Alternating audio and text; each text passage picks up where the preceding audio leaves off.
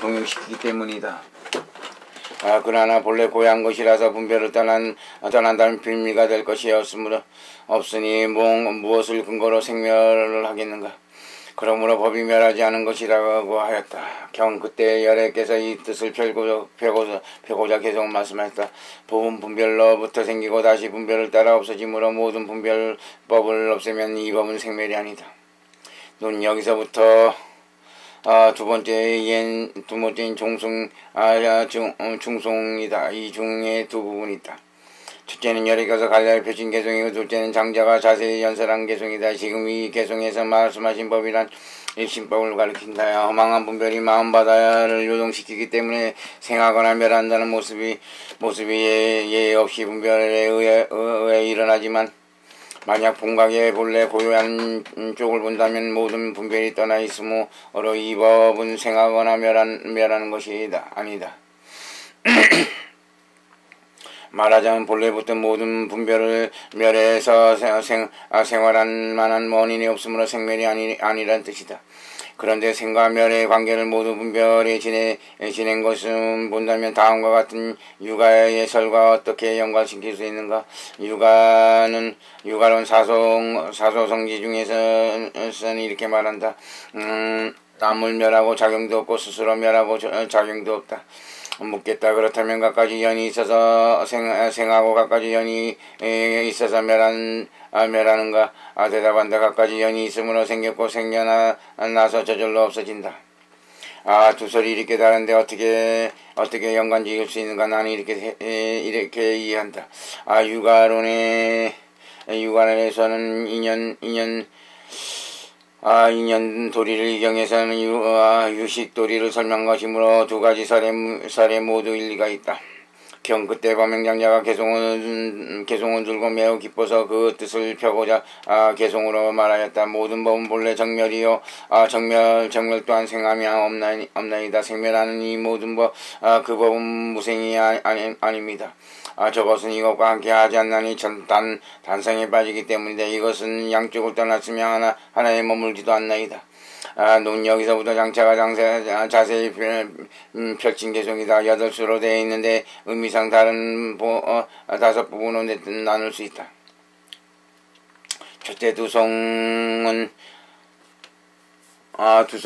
앞의 내용을 직접적인 펼친 것이고 둘째 두송은 그릇된 이해를 깨주는 것이고 셋째 한송은 자신의 정확히 이해했음을 나타내는 것이고 넷째 두송은 정설해진 분에게 경례를 하는 것이고 다섯째 마지막 한송은 아직 듣지 못했던 것을 말씀해 주십사 청한 것이다. 이 개송은 앞 내용을 직접적으로 펼친 첫 번째에 해당하는데 여기에도 세 부분이 있다. 첫째 두부는 앞에서 부처님께서 간략히 펼친 개송 중 뒷부분을 읊은 것이고 둘째 두부는 그 앞부분을 읊은 것이다. 셋째 한송인 두 가지 뜻을 전체적으로 연설한 것이다. 첫째에서 모든 법은 본래 정멸이나 응계 등의 법에 본래 정멸하다는 뜻이다. 정멸 또한 생함이 없다 하면 모든 법이 원래 정멸한 뿐이 아니라 정멸하다는 도리 역시 생함이 없다는 것이다. 없다는 말이다. 둘째는 생멸하는 이 모든 법이나 응계 등 세속법을 말한다. 그 법은 무생이 아니다. 하면 분별을 따라 동하여 일어남이 있기 때문이다. 이는 진과 속이 하나가 아니라는 쪽에서 동과 정을 뒤섞이지 않는다는 뜻을 나타낸다. 셋째에서 저것은 이것과 함께하지 않는다 하면 생겨남이 없는 저 정멸법은 이 생멸법과 함께하지 않는다는 뜻이다. 단성에 빠지기 때문이란 저 정멸법이 이 생멸법과 함께한다고 주장한다면 생멸하는 이 법은 단멸에 치우치되고 상적한 저 법은 상주에 치우치게 된다. 이는 이승의 잘못과 같아서 중도에 위반됨으로 단성에 빠지기 때문이라고 하였다. 그러나 부처님 말씀하신 한개송의 의미는 단과 상의 양극단이 치우치지 않으므로 이것은 둘로 떠났다고 하였다. 그렇다고 동정이 없는 것은 아니므로 하나에 머물지 않는다고 하였다. 하나에 머물지 않는 이유는 일실인 일심의 성품을 고수하지 않기 때문이다. 둘은 떠난 이유는 전체가 움직이고 전체가 고야 두 개의 법이 아니기 때문에 이는 불가사의하다는 사실을 알아야 한다. 법에 하나가 있다고 주장한다면 그 모양은 모르는 것과 같을 것이며 아지랑이를 물로 착각하는 것과 같으니 모두 다 허망한 것입니다. 법이 없다고 본다면 이 법은 헛것 같으니 해가 없다 하는 장님이 뒷바뀐 견해라. 법을 거북털과 같다고 하는 격입니다. 두송은 둘째 그릇된 이해를 깨뜨려주는 말이다. 그릇된 이해가 매우 많지만 크게는 두 가지가 있다. 매우 깊은 부처님의 가르침을 듣고는 문자 그대로를 뜻이라고 착각하고 스스로 다 되었다고 생각하기 때문에 이들이 교하기 어렵다. 첫째 큰 잘못은 동정무이라는 부처님 말씀을 듣는 그것은 하나다. 즉 일실한 일심이다라고 생각하여 이제의 도리를 비방하고 배척하는 것이다. 둘째 큰 잘못은 공과 유무이문이다. 의문이 있다는 부처님 말씀을 듣고 일실에 있는 게 아니라 이 법이 있다고 생각하며 중도를 비방하고 배교하는 것이다.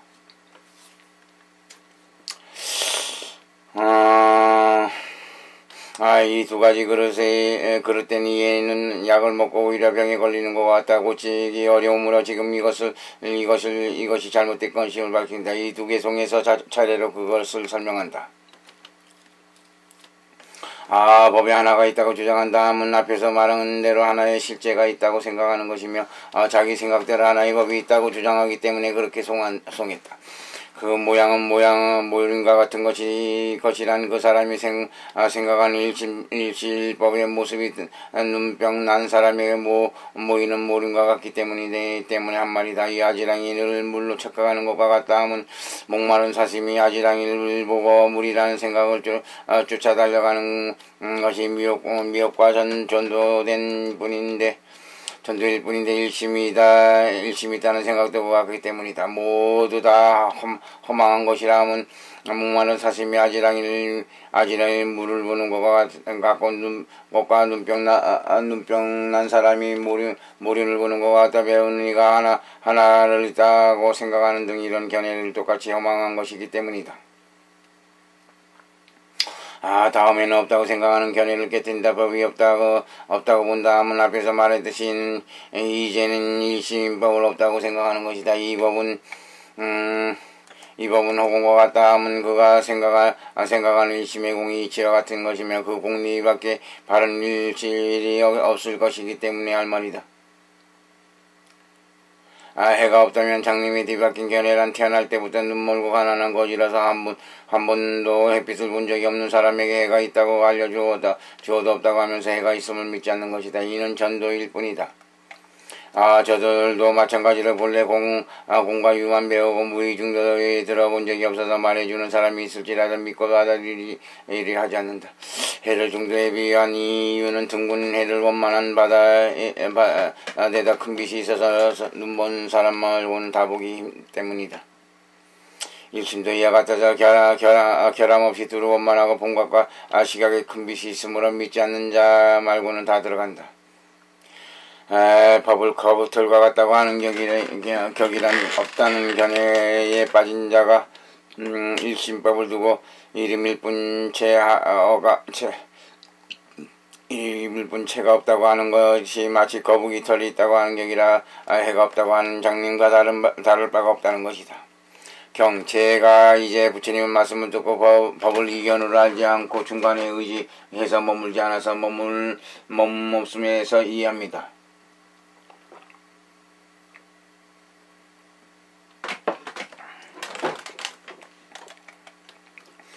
이계송은 셋째로 자기 자신이 정확히 이해했음을 표시한 것이다. 법을 이견으로 알지 않는다 하면 중도의 법은 있다.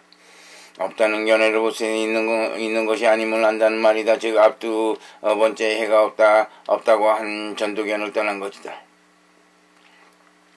중간에 의지에 머물지도 않는다 하면 양극단을 떠났다고는 하지만 중도의 일실에 머무는 것도 인정하지 않는다는 안 드는 것이다. 이는 잘못된 견해를 깨뜨려주는 가운데 첫 번째 팔수 중 제3사 중 개성에서 비유로 눈병 난 사람과 목마른 사람의 허망을 떠나는 것이다.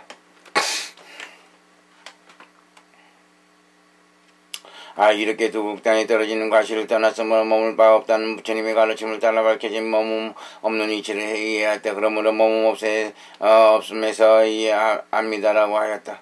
경열애께서 말씀하신 법은 모두 다 머문 없음을 따르니 저도 머문 없는 곳에 따라 이곳에서 열애께 예배드립니다. 허공같이 동요하지 않지신 열애의 모습에 예배하나이다. 어느 곳에도 집착하지 없으신 머문 없는 그 몸에 예배하나이다. 견론 이 개송은 네 번째로 설해 주신 분에게 예배를 하는 부분인데 그 중에 세 부분이 있다. 첫째는 설법해 주신 분에게 격려하는 앞에 한송이고 둘째는 설법하신 분의 지혜에 격려하는 다음에 두 구이고 셋째는 설법해 주신 분의 몸에 격려하는 마지막 두 구이다. 첫째는 설해 주신 분에게 격려하는 부분에서 여러께서 말씀하신 법은 모두 다 머문 없음을 따른다 하면 부처님의 교법이 머문 없음에 순종하기 때문이다. 저도 머문이 없는 곳에 따라 이곳에 예배드립니다 하면 가르침을 듣고 무주처에 순종하게 되어 가장 존중받을 만한 분이 열애임을 더 잘 알게 되었기 때문에 설하신 분께 이 무주처에서 예배하는 것이다. 이 중에 무주라고 하는 것은 이제 머물지 않으면서도 중간에도 있지 않고 중간에 있지도 않으면서 양극단을 떠나는 것을 말하니 이런 것을 무주처라 한다. 두 번째 설법하신 분의 지혜에 경계하는 부분에서 열애의 모습이나 상호를 말하는 것이 아니라 부동지를 만다. 허공같이 하여라 하면 열애의 시에는 한량없고 끝없어 허공과 같이 미치지 않는 곳이 없기 때문에 한 말이다. 동요하지 않는다면 끝없는 삼세를 두루 통달했다는 뜻이다. 시간에 흐름이 있으나 지혜의 작용이 이동하지 않기 때문이다. 세 번째 설법해 주신 분의 몸에 격려하는 부분에서 집착 없다 하면 법신이 두 가지 극단을 떠났기 때문이다. 어느 곳에도 없으신 이라 하면 중간에 머무는 바가 없기 때문이다. 그러므로 머문 없는 그 몸에 예배하나이다라고 하였다. 저는 그 어느 곳에서나 항상 모든 열애를 배우니 모든 열애께서는 부디 저를 위해 상법을 설해 주소서. 이는 다섯 번째는 아직 듣지 못한 것을 묻는 대목이다. 그중 앞부분에서는 항상 열애를 뱉는다는 것을 스스로 말하고 뒷부분에서는 상법을 말씀해 주십사 청하였다. 스스로 말한 부분은 자기가 모든 극단을 떠나 몸 없는 지혜를 얻었으므로 하나하나의 미진 중에 항상 시방세계의 무량한 부처를 배우며 시방세계의 모든 미진 중에서 무량한 부처를 보지 못하는 것이 없다는 뜻이다. 그러므로 그 어느 곳에서는 항상 모든 열애를 배웁니다라고 하였다. 일미진 중에 두루 무량한 부처님 배웠고 그 일미 중에서와 같이 일체 중에서도 그러하다고 한 화엄경의 말씀과 같다. 그러므로 이런 힘이 있어야 상법을 들을 만함으로 부처님께서 설하실 상법을 듣고자 한 것이다. 그때 여러께서 이렇게 말씀하사 선남자야 너희들은 잘 들어라. 너희들을 위하여 상법을 설하리라. 여기서부터는 네 번째과 상법인데 이 중에 셋이 있다. 첫째는 여러께서 설하는 부분, 둘째는 장자가 부연하는 부분, 셋째는 대중이 이익을 얻는 부분이다. 첫째 중에도 둘이 있으니 말해주겠다고 허락한 부분과 내용을 설명한 부분이다. 위 문장을 허락해 해당한다. 선남자의 상법은 상법이 아니어서 말로 설명할 수 있는 것도 아니고 문자로 나타낼 수 있는 것이 아니며 이치도 아니고 해탈도 아니며 없는 것도 아니고 경계가 나타나는 것도 아니어서 모든 망직과 단견의 경계를 떠난다. 이 법은 무상이 아니므로 모든 상견과 단견을 떠난 것이다. 모든 식을 투철하게 보면 상이 되나니 이 식은 항상 정멸하면 정멸이라는 것을 또 그것도 정멸하다. 이 아래는 내용을 설명한 부분이다. 그 중에 둘이 있으니 먼저 상과를 설명하고 그 다음에는 상인을 보여준다. 먼저 상과를 설명한 가운데는 두 구조는 법상과 부상을 말하고 있다. 처음 중에 상법은 상법이 아니다 하면 부처님이 스승으로 삼는 법신의 체는 생멸상을 떠나 있으므로 상법이라 하고 상주상을 떠나 있으므로 상법이 아니라 하였다. 말로 설명할 수 있는 것도 아니고 문자로 나타낼 수 것도 아니라 하면 설명하는 명언을 끊었기 때문이고 이 지도 아니고 해탈도 아니라 하면 설명되는 시대를 초월했기 때문이다. 없는 것도 아니고 경계로 나타난 것이 아니어서 모든 망직과 단견의 경계를 떠났다 하면 아예 없는 토끼불과 같은 것도 아니며 경계가 있는 것도 아니라는 뜻이다. 경계가 있지 않으므로 망집의 경계가 떠났으나 무가 아니므로 단견의 경계가 떠난 것이다. 죄는 경계의 다른 의미이다. 이 법은 무상이 아니므로 모든 상견과 단견을 떠난 것이라 하면 무상이 아니기 때문에 모든 단견을 떠났으나 이 법 때문에 모든 상견을 떠난다. 상견에 취한 바는 이 법이 아니기 때문에 지금까지 이 법상을 밝혔다. 다음에는 부상을 드러낸 부분이다. 모든 식을 투철하게 보면 상이 된다. 항상 상자 여기는 된다. 하면 그 상법을 남김없이 모아서 완전히 보았을 때 모든 식이 항상한 것이 된다는 것이다. 왜냐하면 앞에서 이 문명은 따라 본래 고요한 마음이 통해했지만 지금은 투철이 봄에 따라서 본래의 고요함으로 되돌아가기 때문이다.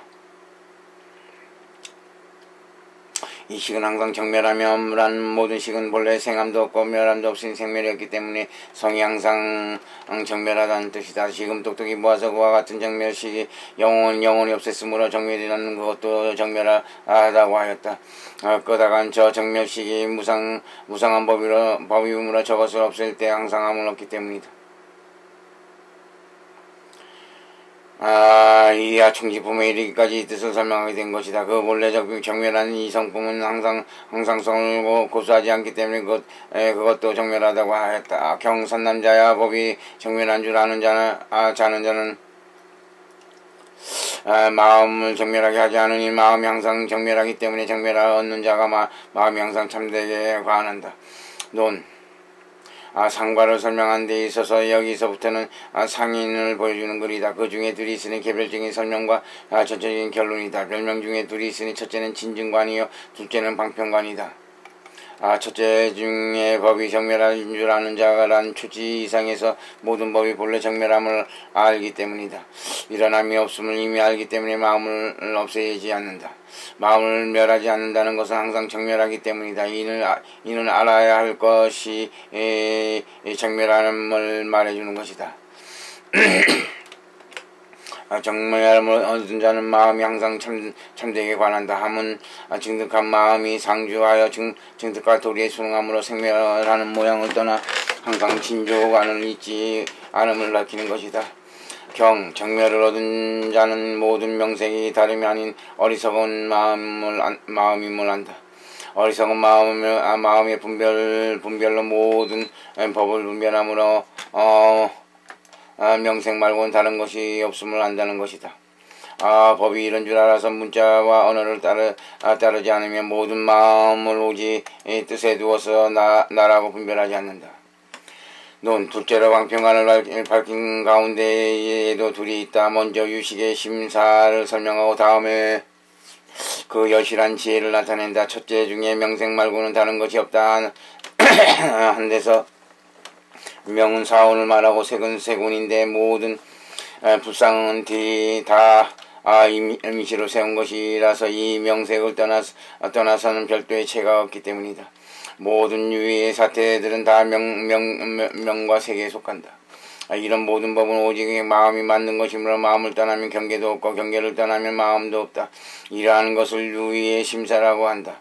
화엄경생이 이런 뜻을 말한다. 마음은 화기처럼 갖가지 오음을 그려낸다. 일체세간 중에 어느 것도 하나 만들어내지 못한 것이 없다.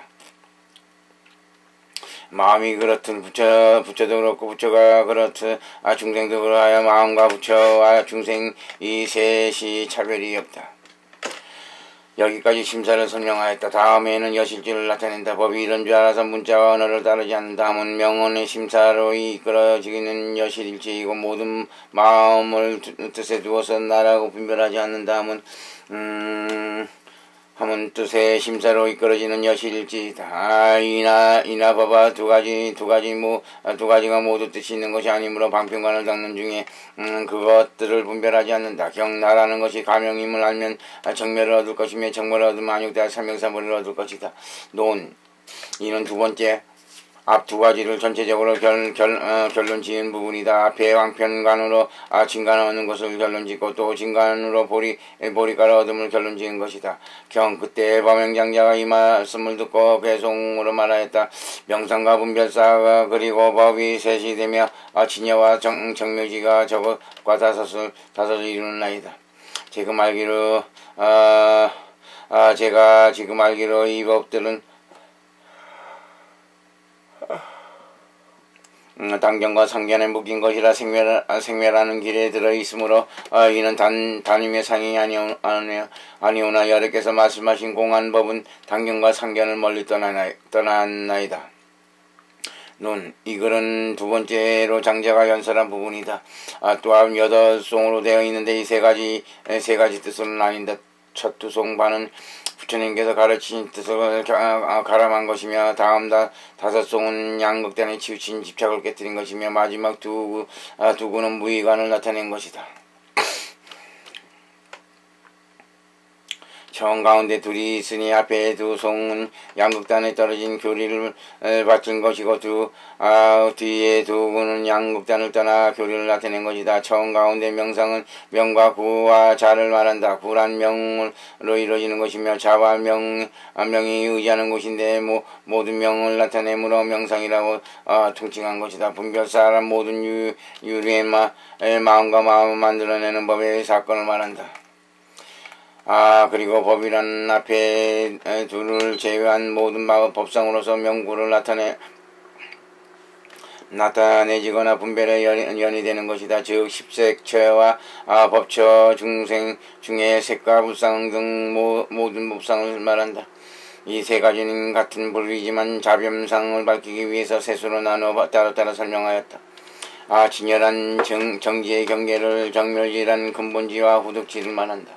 저것과는 저 앞에 색과라는 말이니 이 뒤에 둘과 저 앞에 서서 아빠의 다섯 가지가 된다.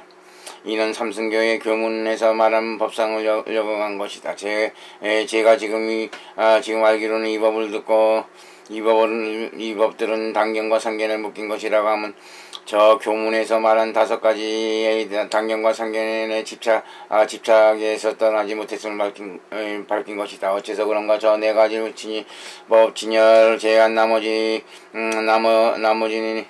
네 가지 법 진열을 제외한 나머지 법은 생멸한 모양을 띠고 있어 단견으로 집착하는 경지를 떠나지 못하고 진여법은 상지하는 상품이라고 하여 상견으로 취하는 경지를 떠나지 못하기 때문에 그러므로 생멸하는 길에 들어있다고 하였다. 이는 단임의 상이 아니라 하면 앞에 색과 정지법은 다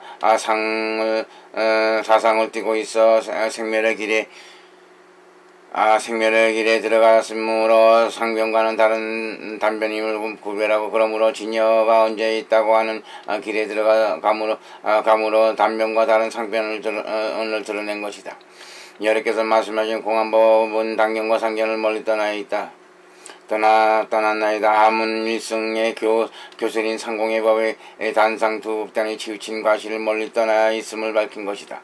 어째서 그런가? 앞에서 말했듯이 공상도 공하고 공공도 역시 공하고 소공도 공하다는 이러한 상공은 진속을 파괴하지 않고 그렇다고 진속을 독립시키지 않지도 않으며 동정을 떠났으나 중간에 머물지 않아서 단변과 상면을 멀리 떠나고 있기 때문이다. 경인연 없는 것이라 나지 않으니 나지 않으므로 멸하지도 않나이다. 인연을 유라고 고집하는 것은 허공에서 꽃을 따르는 격이며 성녀에게 아이를 기대하는 격이라 결코 얻을 수 없으리이다. 넌 여기서부터는 두 번째 양극단에 치우친 집착을 깨뜨린 말이다. 그 중엔 둘이 있으니 첫째 내송은 유변에 대한 집착을 깨뜨리고 둘째 한송은 공변에 대한 집착을 없애는 대목이다. 첫째에도 둘이 있으니 앞에 두 송반은 저 유에 대한 집착을 깨뜨리고 뒤에 한 송반은 저 진공을 나타내는 것이다. 첫째 가운데 또 둘이 있으니 처음 한 송반은 인연에 대한 집착을 깨뜨리고 다음 한 송은 나머지 세 가지 연을 깨뜨리는 것이다.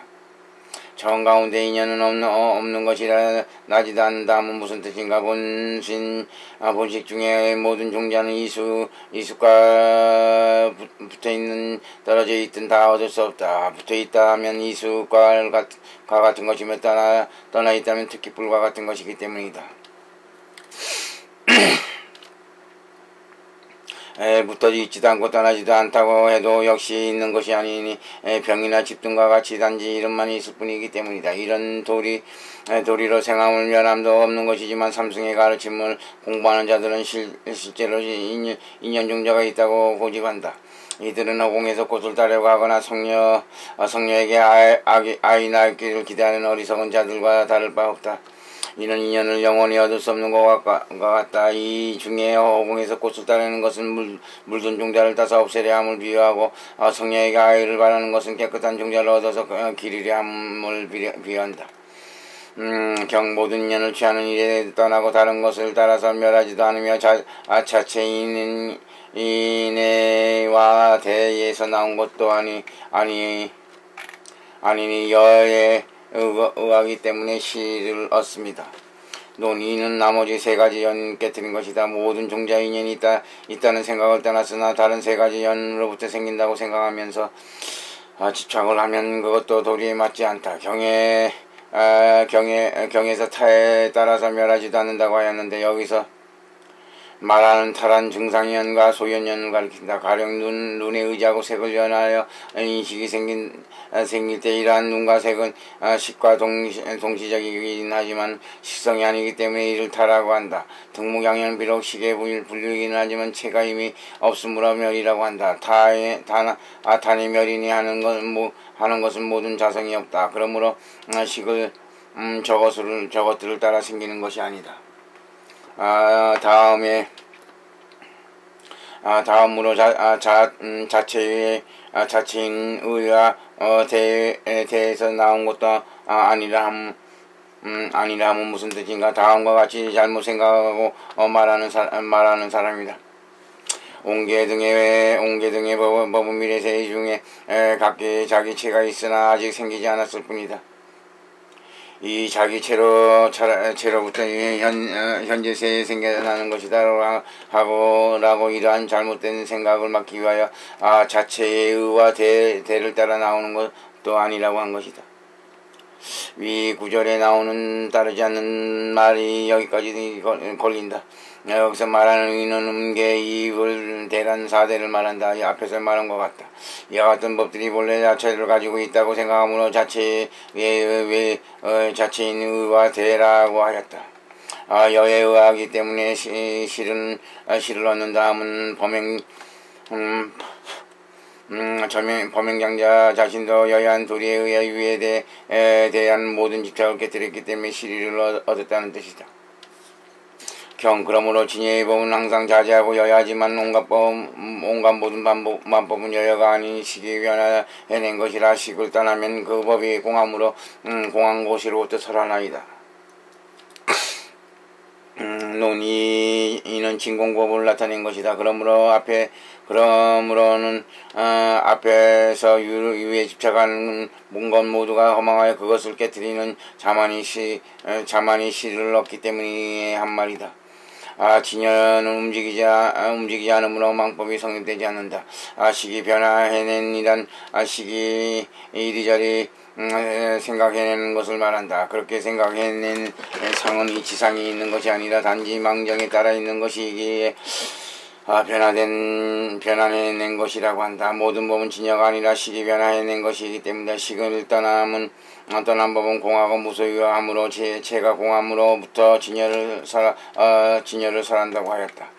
경 생멸하는 모든 법을 멸하고 열반에 머물지만 대비가 그것을 빼앗아 열반이 사라져 머물지 않게 하고 그래서 이미 유에 대한 범부의 집착을 깨뜨렸으므로 이번 개송에서는 공에 머문 이승의 집착을 빼앗는다. 이승을 닦는 사람들은 육신과 지혜가 생멸하는 모든 법을 없애버리고 열반에 들은 8만겁을 거기 머물고 내지 10,000겁을 머문다. 모든 부처님의 동체 대비로 저들의 열반을 빼앗아 마음을 다시 일으키게 하나니 마음을 일으킬 때 열반이 사라진다. 마치 큰 상인이 환수를 지어낸 성을 없애고 다시 그 안에 머물지 않듯이 그들이 무심일 때에는 바로 깨뜨릴 수 없으므로 모든 부처님들이 저들의 열반을 빼앗음을 나타낸다. 그리하여 아직 들어가지 못한 자들의 뜻을 막았다. 여기까지 해서 유무극단에 떨어지는 것을 깨뜨린 말씀이 끝났다. 경, 소치와 능치를 전변하여 열애장에 들게 하나이다. 이는 셋째는 무의관을 보여준 것이다. 이미 범성이 두 극당에 대하 집착이 없었으므로 이번에는 저 범성 두 부류들을 능소가 평등한 관에 들게 한 것이다. 위에 여덟송이 장자가 연설한 부분이다. 경 그때 대중이 이러한 뜻을 듣고 모두 정명을 얻어 열애와 열애장의 바다에 들어갔다. 이는 이과 상법을 셋으로 나눈 가운데 세 번째 대중이 이익을 얻는 부분이다. 정명을 얻었다 하면 유무의 극단을 떠나고 중도에 바른 해명을 얻었기 때문에 열애에 들어갔다 하면 이미 부분적으로 열애의 지혜에 들어갔기 때문에 이다. 열애장은 바다에 들어갔다 하면 본각의 깊고 넓은 들어가기 때문이다. 8. 총지품. 논. 이 품에서는 앞에 여러 품에서 일어나는 의심을 해결하여 요점을 잊지 않고 다시 다 지니게 하기 때문에 총지품이라 하였다. 또 지장보살이 이미 문에 달하는 일을 얻었으므로 모든 품에 나오는 그 뜻을 총지하고 대중의 의심을 내는 곳을 기억하여 차례로 물어서 모든 의심을 잘 해결주므로 묻는 일을 기준으로 이 품을 총지품이라 하였다. 경 그때 지장보살이 대중 가운데서 일어나 부처님 앞에 이르러 합장하고 끌어앉아 부처님께 여쭈었다. 세존이시여 제가 보기에 대중은 마음에 아직 해결하지 못한 의심이 있는 것 같습니다. 이제 멸에께서 의심을 제거해 주시려 하니 제가 대중을 위해 의심 나는 대로 묻겠습니다. 부처님의 자비로 불쌍히 여겨 부디 허락하소서. 부처님께서 말씀합니다. 보살마하사라 네가 이렇게 중생을 구제하려고 하니 이것은 대비로서 그들을 가엾이 여기는 마음이라 불가사의하다. 너는 자세히 물어라. 너를 위해 말해주겠다. 넌 정설분을 크게 둘로 나누고 그 중에 하나인 각각의 관행을 개별적으로 설명하는 부분이 앞에서 끝났다. 여기서부터는 정설분 중 두 번째는 모든 의문을 총괄적으로 해결하는 부분이다. 이 중에도 넷이 있는데 청하는 부분, 허락하는 부분, 의심을 해결하는 부분, 이해하는 부분이다. 위 경에 나오는 문답은 청함과 허락함이다. 여기서 청하는 사람은 지장보살이다. 이 사람이 이미 동체 대비를 얻었으므로 돼지가 초목을 키우든 모든 중생의 성건을 다 키우고 자라게 한다. 다란이로서 모든 공덕을 간직하고 큰 법의 창고에 진기한 법에가 끝없이 모든 중생에 끝없이 은혜를 베푼다. 이러한 두 가지 뜻을 따서 그의 이름을 지장이라고 한다. 지금 품에서는 모든 의학에 해결하여 온갖 믿음의 이해를 생기게 하고 의심을 풀고 번뇌를 끊는 모든 번뇌를 꺼내서 법을 구하는 대중의 베풀므로 뜻이 그의 이름을 얻기 때문에 그가 등장해서 청하고 묻는 것이다. 경지장보살이 하려었다. 모든 법은 어찌하여 연으로 생기지 않습니까? 그때 여러께서 이 뜻을 펴고자 개송으로 설하셨다. 만약 법이 연으로 생긴 것이라면 연을 떠나서 법이 없으리라. 법에 자성이 없는데 어떻게 연이 법을 생할 수 있으랴. 논 여기서부터는 세 번째가까지 의심을 장면으로 결단하는 부분이다. 여기에 두 가지가 있다. 첫째는 육품에서 일어난 6가지 의심을 역순으로 결단하고, 둘째는 하품에서 일어난 3가지 의심을 순서대로 결단한다. 첫째 가운데 또 둘이 있으니 첫째는 따로 결단하는 것이고 둘째는 전체적으로 확인하는 것이다. 처음 따로 결단한 중에서는 6품의 6가지 의심을 따로 결단하는데, 뒤에서부터 앞으로 점차 거슬러 올라가는 차례로 한다. 지금 이 문답은 열애장품에서 일어나는 의문을 결단하는 것이다. 열애장품에서 인연이 없는 것이라 생기지 않으므로 멸하지 않는다고 하였다. 이에 대해 생기게 하는 인연이 있다고 집착하여 그 가가 어떻게 인연으로 생긴 것이 아닐까라고 의심하는 이가 있으므로 지장보살이 저들의 의심에 따라 연생에 관하여 물은 것이다. 하나님께서는 한 개송으로 이 의심을 바로 결단했다.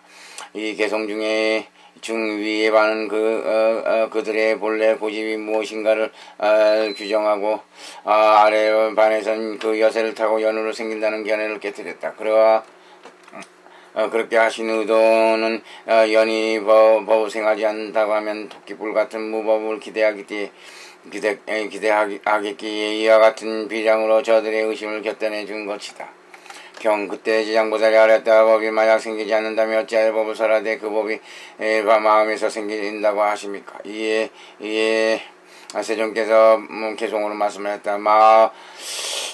마음에서 생긴 이 법은 능치와 소치이니 치한 눈에 보이는 헛것과 같아라. 이 법도 그러하여 저것과도 눈 같지 않다. 여기서부터는 두 번째 진성공품에서 일어나는 의심을 결단한 것이다. 진성공품에서 4가지 법을 설하니 이는 너희 중생이 있다거나 일어난다거나 하는 식으로 말하기 때문에 그러므로 내가 법을 설한다 하였다. 이 말을 듣고 저글에 의하면 부처님께서 설파하실 때 설하는 그 법이 부처님의 마음에 생기고 있는데, 마음에서 생기고 있는데 어찌하여 법이 무생이라고 하시는가라고 의문을 낼 수가 있다. 이러한 의문을 제거하기 위하여 계속 말씀하였다. 여기에 2가지가 있다. 첫째는 의심을 단도히 직입적으로 떨쳐주는 부분이고, 둘째는 거듭 결단하는 부분이다. 첫 개송은 직견이다.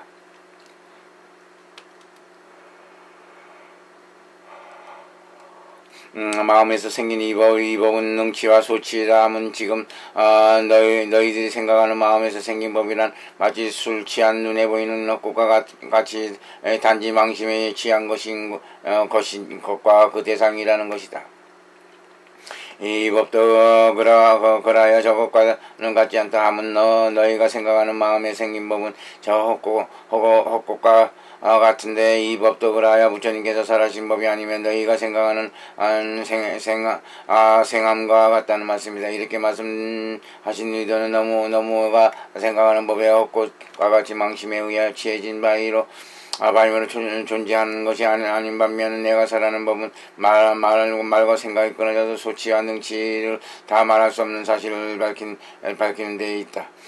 그때 지장보살이 아뢰다. 법이 그렇다면 그 법은 상대가 없을 것이며 상대가 없는 법은 저절로 이루어진 것이겠나이다. 이에 존자께서 개송으로 설하셨다. 법에는 본래 유무가 없고 자타도 그러다 시작도 아니요 또 끝도 아니며 성패가 머무르지 않으니라.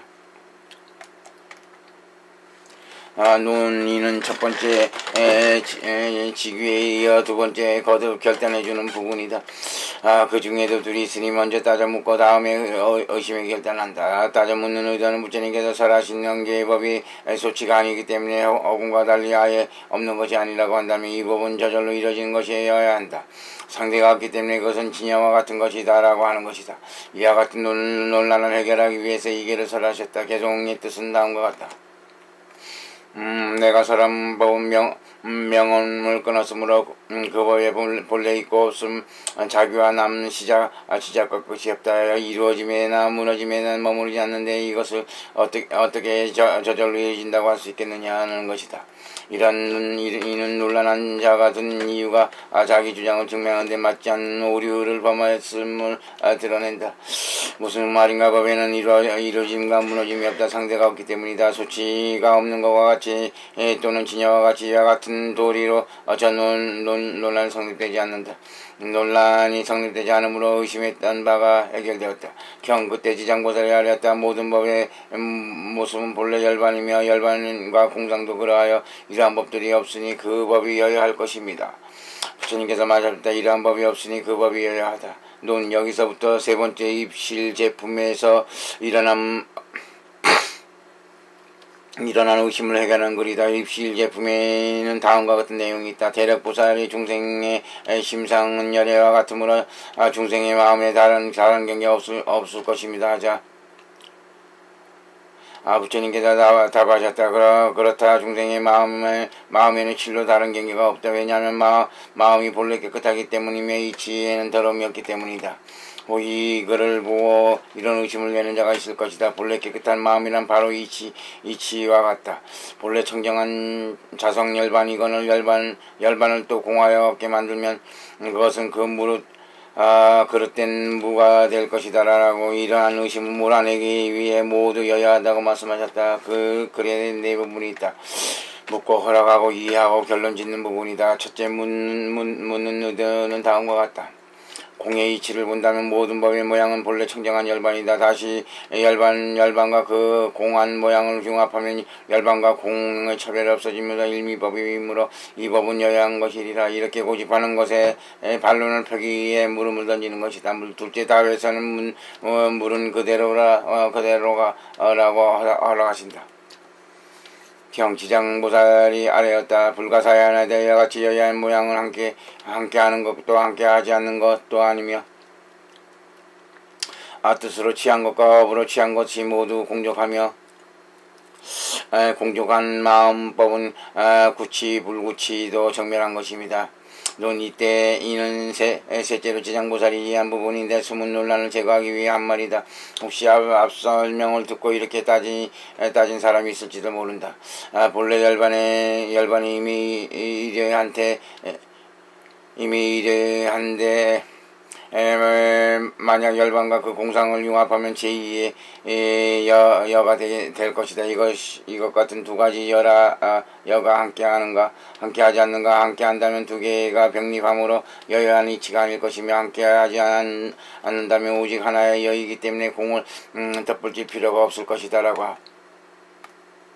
이런 논란을 제거하기 위해 함께 하는 것도 함께 하지 않는 것이 아니라고 하였다. 함께 하는 것이 아니라면 두 가지 여가였기 때문이며 함께 하지 않는 것이 아니라면 둘 다 없애기 위해서이다.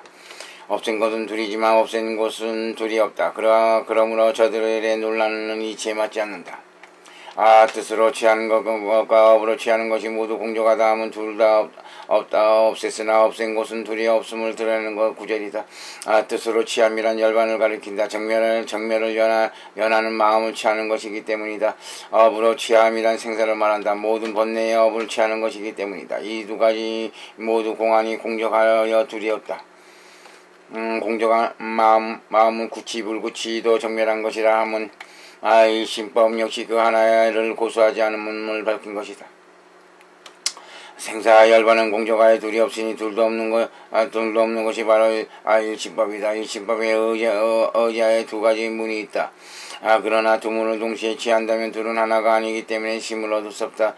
두 문을 폐기하여 다 취하지 않는다 해도 문은 심이 아니기 때문에 심을 얻을 수 없다. 이런 뜻에서 둘 없는 마음은 동시에 취하는 것과 동시에 취하지 않는 것에도 정멸하다. 이때 세존께서 개송을 말씀하셨다. 공적한 모든 법이 이 법은 정멸하나 공하지 않으니 저 마음이 공하지 않을 때 마음이 있지 않음을 얻는다.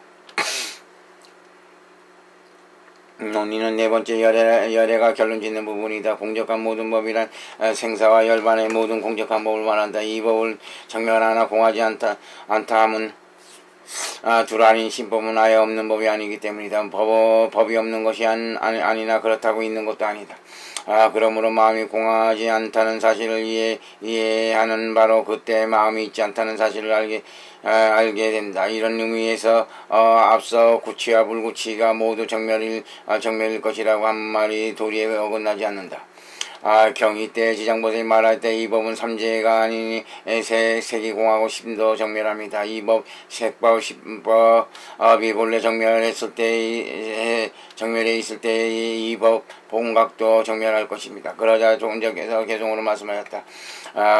그러자 세종께서 개종으로 말씀하셨다. 법은 본래 자성이 없고 저거 본각으로 말미암아 생긴 것이니 이런 곳에는 저런 것이 있지 않네. 본각. 논. 이는 네 번째 결단으로서 본각리품에서 일어난 의심을 풀어주는 부분이다. 본각리품에 이런 내용이 나온다. 무지보살이 모든 경계가 공하면 모든 법이 공하면 모든 식이 공하다면 각도 공양할 것입니다. 부처님께서 일각이라고 할 만한 것은 훼손되거나 무너지지 않는다. 결정된 성품이기 때문이다. 공도 아니고 공 아닌 것도 아니어서 공이다 불공이다 할 것이다 없다라고 하셨다. 이거를 빌미로 거기에 이런 의심을 낼 수 있다. 일심 역시 있는 것이 아니라서 정멸하다면 어째서 앞에서는 일각은 무너지지 않기 때문에 색과 심의 공하는 것과 공간은 다르다고 하였는가라고. 여기서 이렇게 의심한 소지가 있기 때문에 이런 질문을 던져본 것이다. 이 법은 삼재가 아니라 함은 앞계송에서 일심법은 색심과 같은 식으로 공한 것이 아니라고 했기 때문에 삼재가 아니라고 하였다. 그러나 삼재의 문에는 대략 다음과 같은 세 가지가 있다. 첫째는 색재와 심재와 제일의제이다. 둘째 유재와 무재와 중도 제일의 의제이다. 셋째는 이 품 중 뒤에 글에서 설한 것 같다. 지금 묻는 뜻은 이 세 가지 중 첫째 문에 의거하고 있다. 색이 공하고 심도 정멸하다 하면 이 법이 이미 삼세에 속하는 것이 아니기 때문이다. 색성이 본래 공하고 심도 정멸이므로 이 색법과 심법이 본래 정멸할 때 이 일심법도 마땅히 정멸한 것과 같은 것이다. 그렇다면 앞에 개송에서 마음이 있지 않다고 했으므로 곧 앞에서 말한 공과 같지도 않다고 한 것은 헛된 말이 될 뿐이다. 이와 같이 의심하는 것이다. 이라는 의심을 물리치게 이 개송에서는 그와 같지 않음을 밝혔다.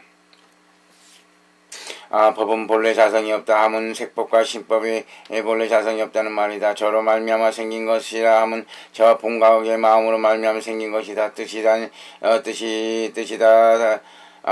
생긴 색과 심은 차별상인데 저 본각의 마음은 형상과 성품을 떠나 있다. 그러므로 이렇게 차별된 곳에는 저렇게 형상을 떠난 일각이 있지 않다.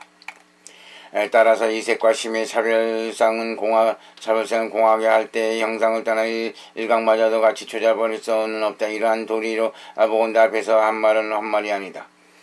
그때 지장보살이 알렸다. 모든 법이 생함도 없고 멸함도 없다면 어째서 동일하지 않나이까. 이에 존자께서 개송으로 말씀하셨다. 법이 머무는 곳은 아무데도 없으며 상과 수는 공함을 없는 것이다. 명과 설 이 두 가지 법은 능치와 소치이니라. 논 이것은 다섯 번째 무생행품에서 일어나는 의심을 해야 한 것이다. 무생행품에는 이런 내용이 있다. 연이 일어난다고 해서 생기는 것도 아니고 연이 없어진다고 해서 말하는 것도 아니다. 존재가 처소를 갖는 것이 아니라서 머무는 것을 보지 못하니 결정성이기 때문이다. 이 결정성은 동일한 것도 아니고 다른 것도 아니다. 이걸 보고 이런 의심을 낼 수 있다. 색심 등의 법은 생함도 없고 멸함도 없으니 평등한 결정성 실성이다. 결정한 실성이다. 이는 행적으로 색심의 차이가 없다. 종적으로 생멸의 구별이 없음을 의미한다. 차이가 없고 구별이 없다면 일미로서 다르지 않다는 것을 마땅하겠지만 어째서 동일하지 않다고 하느냐 하는 의심이다. 송에서는 이에 대하여 동일하지 않다는 뜻을 나타낸다. 법이 머무는 곳에 곳은 아무데도 없다 하면 모든 법에 머무는 것이 다 있는 것이 아니기 때문이다. 상과 수는 공함으로 없는 것이라고 하면 색심 등의 상과 이리 등의 수가 다 공함으로 없다는 것이다. 상과 수가 이미 없는데 어찌 하나가 될 수 있는가? 또 색이 없으므로 심상도 없다. 이미 다른 것이 아니라면 어떻게 하나가 될 것인가? 그런데 명과 설 두 가지와 설한 법이 있다는 것은 취하는 망심이 취한 것이지 여시란 뜻에서 하나니 둘이니 하는 것이 아니다. 명과 설이라 한 데서 명은 설을 설명하는 기능으로서 의식이 취하는 것이며 설은 말소리로서 의식이 유별하는 것이다. 하나라고 하자니 이 두 가지가 있고 그 가운데 설명되는 법도 있다. 이와 같은 수는 망심이 취하는 것이지 저 시리에 이러한 수가 있는 것이 아니다. 그러니 어떻게 그 가운데 일미기가 있겠는가? 그때 지장보살이 아랬다. 모든 법상은 양쪽 언덕에 머물지 않으며 중류에도 머물지 않습니다. 심식도 그러하다면 어쨌든 모든 경계가 식으로부터 생긴다고 하겠습니까? 만약에 식이 무언가 생겨나게 한다면 이 식도 무언가로부터 생겨난 것인데 것일 텐데 어떻게 무생의 식이 무언가를 생겨나게 하고 무엇을 생겨나기도 하겠습니까? 이에 세존께서 개송으로 말씀하셨다.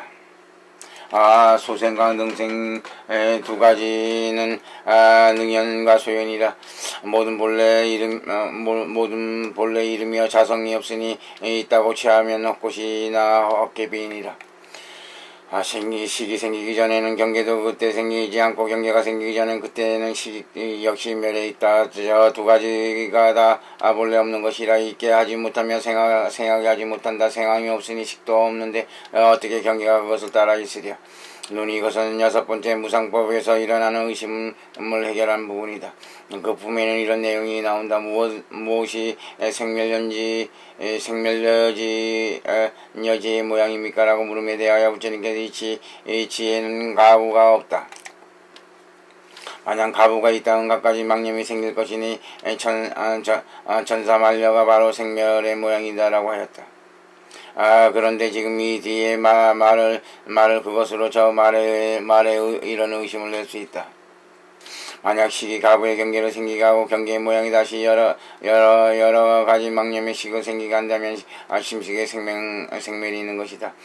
그런데 어째서 양쪽 언덕에 머물지 않는다고 하는가? 모든 심식이 생함도 멸함도 없다면 어떻게 모든 식이 경계로 생기게 하는가?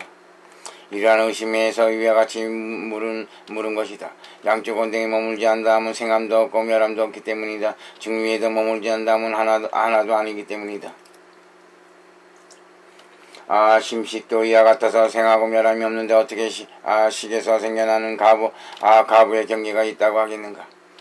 만약 식이 경계로 생기게 한다면 식도 경계로부터 생겨날 때인데 어떻게 무생의 식이 경계로 생기게 하고 경계로부터 생겨나겠는가? 이러한 의심을 내쫓기 위하여 세 개송을 설하셨다. 이 세 개송은 둘로 나눠 볼 수 있다. 첫단 개송은 그 도리를 보여주는 것이요 나중에 두 개송은 형상이 집착하고 생기게 하는 것을 깨뜨린 것이다.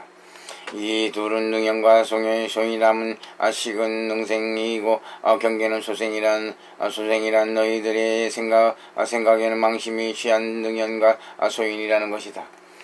이것들은 다 본래 이름뿐이여 자성이 없다. 그러므로 그것은 있다고 집착한다면 헛것이나 환생을 실제로 있다고 집착하는 것이 격이다. 그러므로 생겨남이 없고 멸함이 없다는 것과 다르지 않다. 집착을 깨뜨리는 가운데 식이 생기기 전에 경계도 생기지 않고라 하면 능생의 식이 아직 있지 않을 때에는 수생의 경계도 그때에는 생하지 않음을 밝히는 것이다. 경계가 생기기 전에 그때는 식 역시 멸해 있다 하면 능생의 경계가 아직 있지 않을 때에는 그 소생의 식도 그때에 멸해 있음을 밝힌 것이다. 멸이란 정멸로서 본래 없음을 뜻한다. 저 두 가지 다 본래 없는 것이라 있게 하지 못하며 생하게 하지 못한다 하면 저 두 가지 능생이 본래 다 없는 것이다. 이미 무엇을 생기게 할 능력이 없다면 있게 하지 못하는 것이므로 분류라 하였고, 있게 하지 못함으로 다만 찰나에 생기는 힘이 없으니 그러므로 무유라 하였다. 이 생함이 없으니 식도 없다 함은 생기게 한다는 이치가 이미 없는데 어떻게 식이 있을 수 있느냐는 뜻이다. 식이 없으므로 경계가 그것에 따라서 있지 않다. 이 중에는 두 가지 논증식이 있다. 하나는 이렇다. 식은 생하지 않는다. 생겨나게 하는 공능이 없기 때문이다. 불탄 종자와 같이 또 하나는 이렇다. 경계가 일어나지 않는다. 근거가 없기 때문이다. 거북털과 같이 이상 6대목 대목은 의심들을 따로따로 해결할 부분이다. 그때 지장보살이 하였다. 법상은 이와 같이 안팎이다 공하며 경지 두 가지 허다한 것들을 본래 정멸합니다. 여러께서 살아신 실상의 진공은 그와 같은 법들이 모인 것이 아니겠습니다. 여기서부터 두 번째 설법의 내용을 총괄적으로 확정짓는 부분이다. 위 6가지 의문의 해결의 병이 아니라 약임을 총괄적으로 판정한 것이다. 이 중에 둘이 있으니 먼저는 병이 아니라는 사실을 확정하고 다음에는 그것이 약이라는 사실을 확정한다. 앞에서 둘이 있으니 먼저는 지장고생이 자세히 묻는 부분이고 다음은 여러께서 확정적으로 인정하는 부분이다. 법상은 이와 같이야 같이라고 한 것은 앞에서 말씀하신 6부분이 법상을 전체적으로 이해했음을 나타낸다. 안팎이라는 이유는 시견 아니고 경계는 바뀌기 때문이다. 두 가지 허다한 것들이라는 경계와 지혜가 매우 많기 때문이다. 모인 것이 아니라 함은 잣대가 물든 생사의 질환을 모은 것이 아니기 때문이며 공에 집착하여 도리의 여러 가지 환난을 모아놓는 것과도 같지 않기 때문이다. 부처님께서 말씀하셨다. 그렇다 하여 질한 법은 무색이며 모주이며 소집이 아니며 능집도 아니며 의도 아니며 어떤 본래는 문으로 되어 있다도 아니며 대도 아니며 하나의 근본과 과법이며 깊은 공덕의 덤이다. 이는 여러께서 확정적으로 인정한 부분이다. 유에 집착하는 병을 내지 않기 때문에 무색이라 하였고 약지 공에 집착하는 환란을 떠났기 때문에 무주라 하였다. 고제가 공하기 때문에 소집이 아니라고 하였고 집제가 공하기 때문에 능집이 아니라고 하였다. 응계 등의 차별된 뜻을 떠났기 때문에 의가 아니라고 하였고 지수 합풍 등 지어내는 상을 떠났기 때문에 대가 아니라고 하였다. 하나의 근본인 과법이란 하나의 본각을 말한다. 이것을 뿌리로 삼아 모든 작용과 모든 공덕을 생겨나게 하기 때문이다. 그런데 과의 두 가지가 있다. 첫째는 자별명의 과로서 모든 본식을 말하니 그 뜻은 위에서 설한 것 같다. 둘째는 순정의 과로서 하나의 본각을 말하니 이글에서 설한 것 같다. 저 본식 중에는 오는 모든 자별명의 종자가 쌓여있고 이 본각 중에서는 오직 매우 깊은 성품의 공동점만 있다. 형상과 성품은 떠났으므로 깊다 하고 겐지스강이 모래보다 많기 때문에 덤이라 하였다. 경지장보살이 하였다. 물가사이하고 물가사인 덤입니다. 제7식과 제5식이 생하지 않으며 제8식과 제6식이 정면하며 제9식의 상이 공하여 없습니다. 유도 공하여 있지 않고 무도 공하여 있지 않으니 존재께서 설하신 대로 법과 의가 모두 공하나이다. 공에 들어가 행이 없으나 그렇다고 모든 업을 잊지 않으며 아와 아소 능소의 신견이 없고 안팎의 본내가 모두 다 고요하며 따라서 바라는 마음도 또한 그칩니다. 이러한 이관 해와 정이 진실하고 여야하니 세존께서 항상 설하신 이러한 공법은 좋은 약이 되겠습니다. 이 부분은 이 법이 약이 된다는 사실을 자세히 설명하는 부분이다. 그 중에 둘이 있으니 먼저 보살이 자세히 묻고 다음에 여러께서 그 물은 뜻을 승인하신다. 물음은 셋으로 나뉘는데 첫째는 앞에서 말한 깊은 공덕의 덤미를 이해하는 것이고 둘째는 이어서 이관의 깊이 들어감을 밝히고 셋째는 양약의 훌륭한 효능을 묻는 것이다. 첫째 부분도 총표와 별현 그리고 다시 총결하는 부분의 셋으로 나눈다. 불가사의한 더미는 형상을 떠나고 성품을 떠난 공덕을 총괄적으로 표현한 것이다. 별현 중에서 먼저 모습을 떠났음을 밝히고 나중에 성품을 떠났음을 드러낸다. 먼저 모습을 떠났음을 밝히는 가운데 제7식과 제5식이 생하지 않는 다음은 두 가지 지말적인 식이 공함을 앞에서 말한 항상 작용하는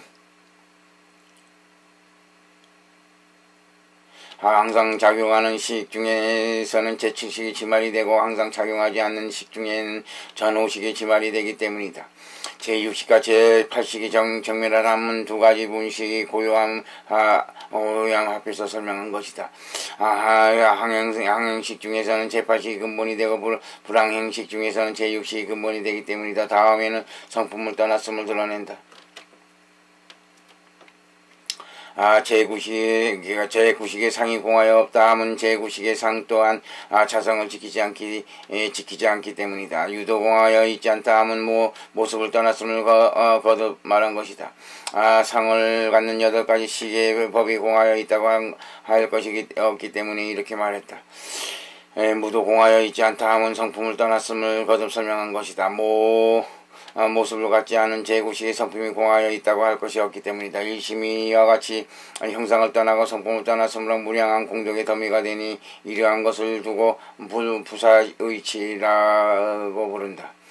세존께서 설하신 대로 법과 의가 모두 공하다 함은 셋째로 모순과 성품을 떠났음을 전체적으로 결론 지은 것이다.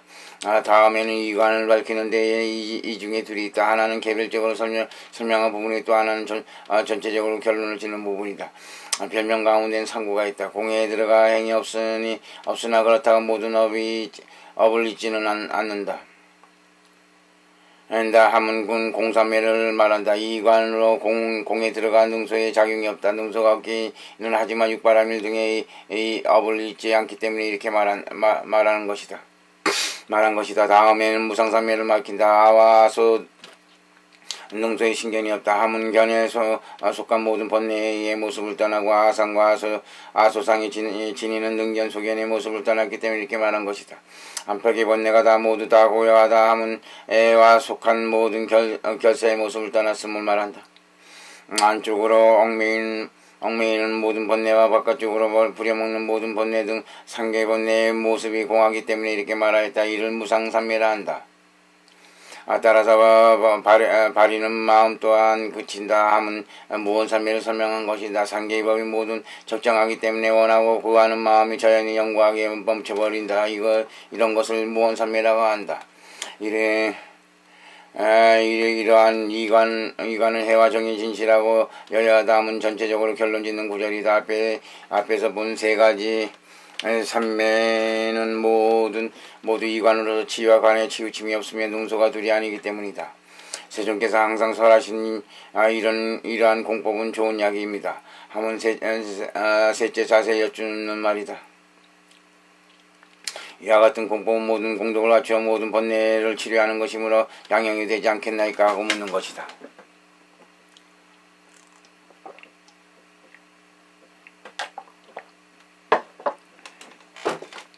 경부처님께서 말씀하셨다. 그렇다.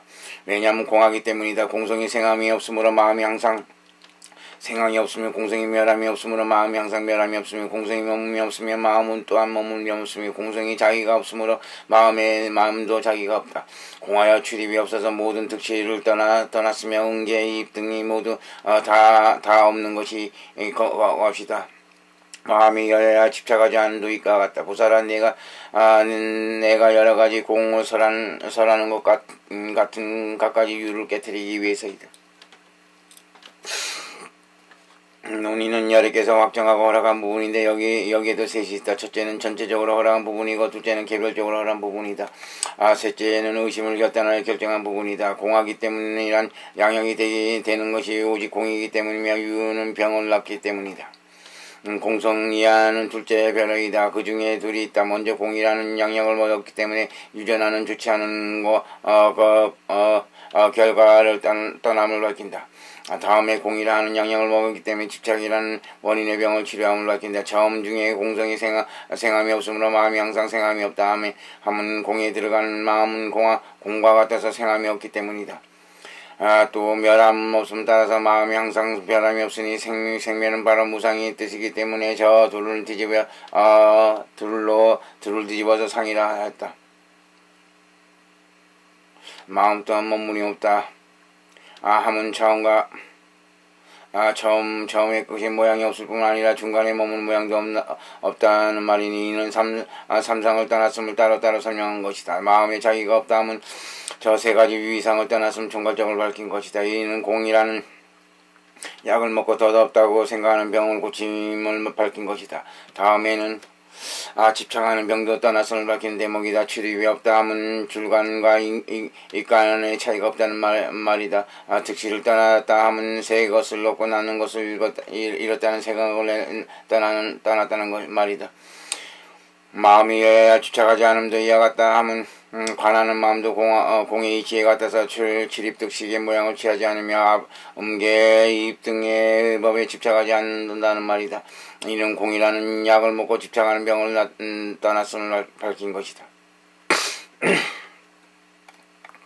내가 여러가지 공호서라는 것은 갖가지 유를 깨뜨리기 위해서라고 한 구절은 셋째 결론지어 확정한 부분이다.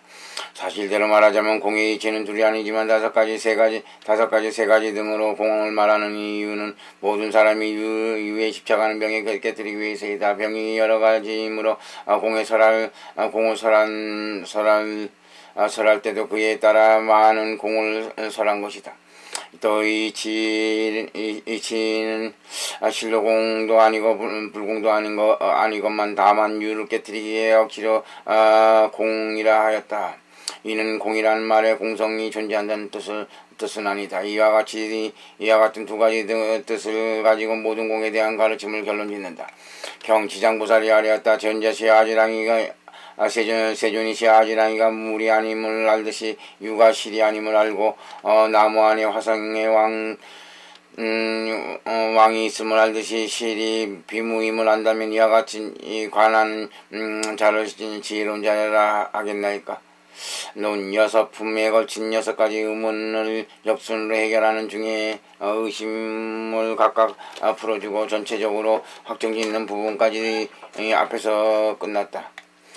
여기서부터는 두 번째로 한 품에서 일어나 세 가지 의문을 순서대로 제거해가는 부분이다. 이 중에는 세 부분이 있다. 즉 열애장품 하나에서 세 가지 의문이 일어나므로 차례로 그것을 없애가기 때문이다.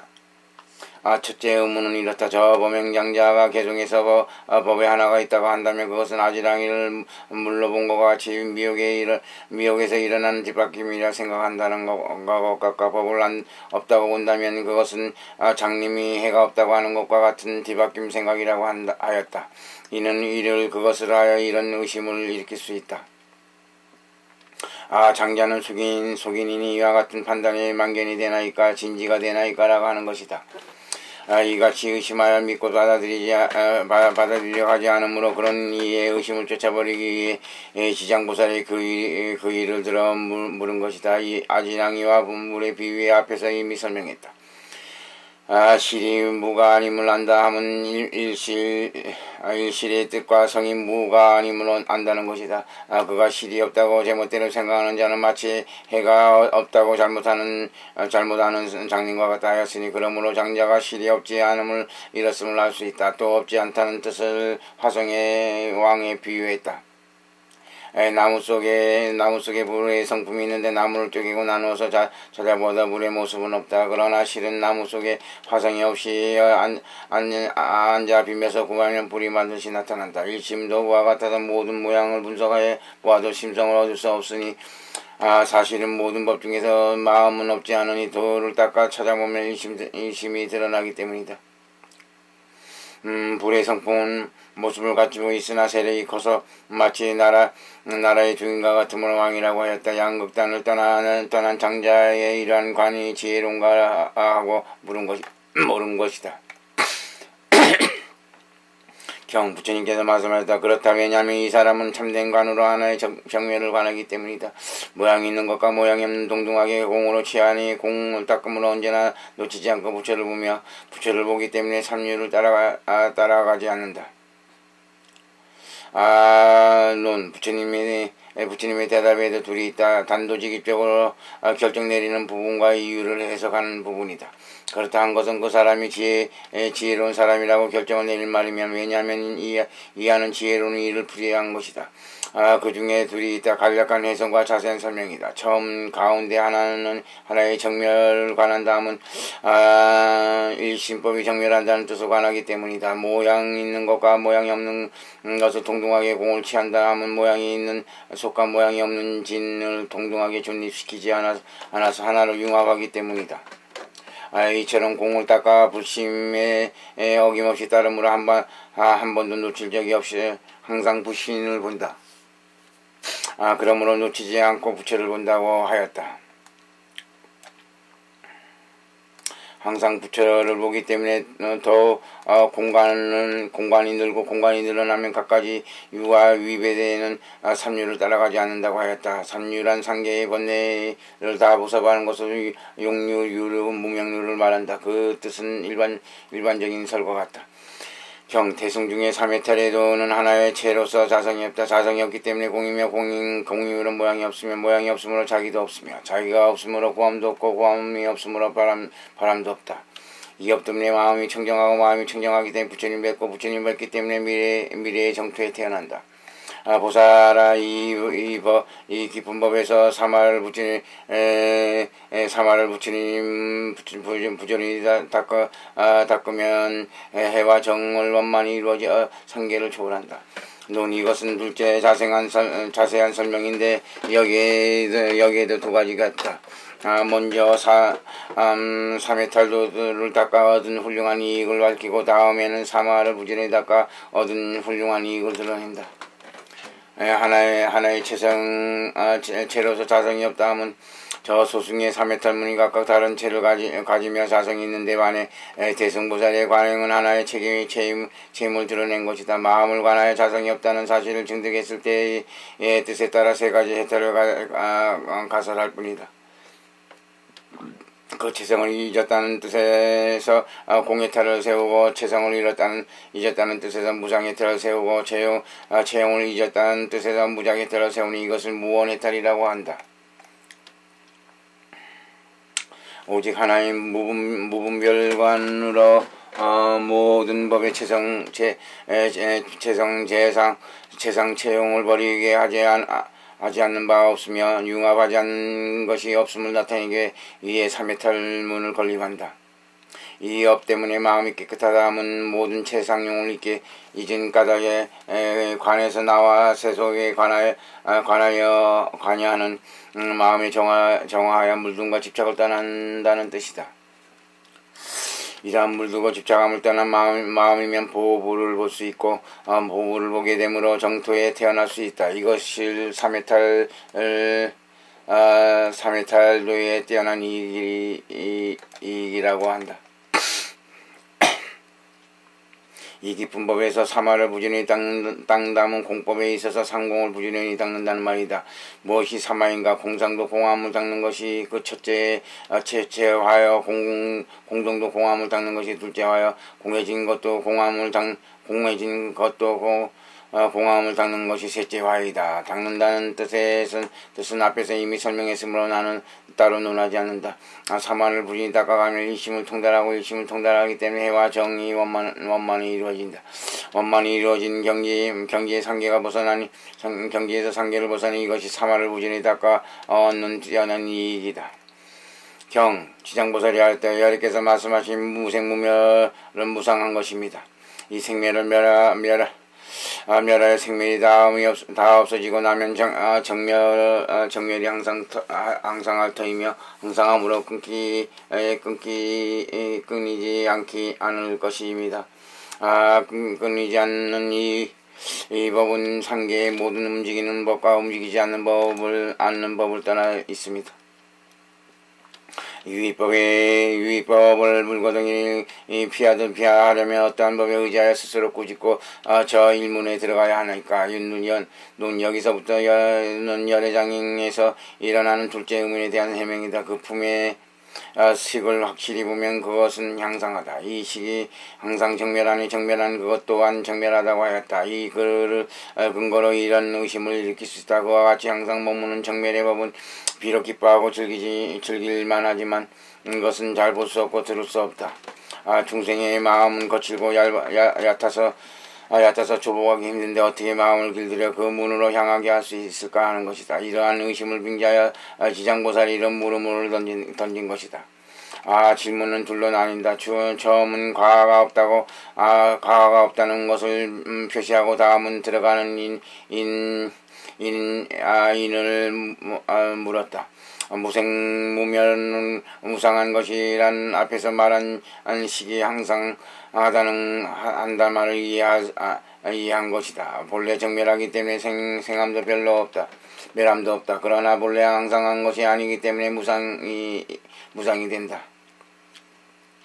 이 생멸을 멸하여 생멸이 다 없어지고 나면 정멸이 향상하다라면 말하는 정멸한 그것도 정멸하다는 말을 이해할 것이며 또 식을 확실히 보면 그것은 항상하다고 한 말을 이해할 것이다. 유의법 위하는 저 일문으로 향해 들어가는 방편을 물은 말이다. 앞에서의 방편 정관을 설하긴 했으나 가져가기 때문에 다시 자세히 설해 주시기를 청하였다. 부처님께서 말씀하셨다. 보살아, 세 가지 큰 일에서 자기 마음을 굳이 하고 세 가지 큰 진리에 그 행을 들어가게 해야 한다.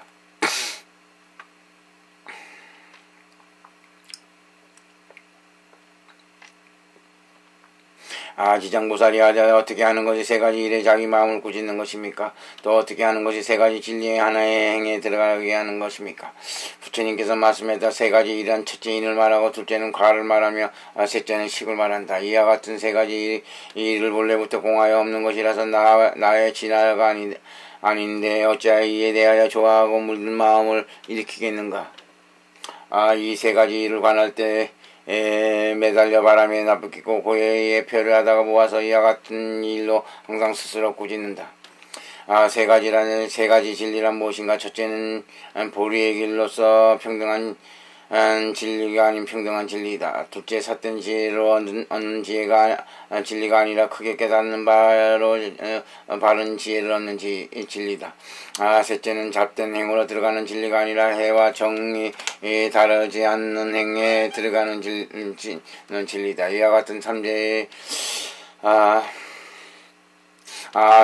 물들어 다가가며 그 사람은 이 법에 바른 게 깨달음 얻지 못하는 일이 없다. 정각의 지혜를 얻고서 크고 지극한 자비로 흘려보내니 자리타가 다 갖춰져 부처의 깨달음을 성취한다. 이 글은 네 부분은 나뉜다. 첫째는 물음이고 다음은 답이고 셋째는 청이고 넷째는 설명이다. 이 마지막 설명 부분에는 두 가지가 있으니 먼저 꾸짖고 시라는 방편을 말하고 다음에는 향해 들어가는 방편을 보여준다.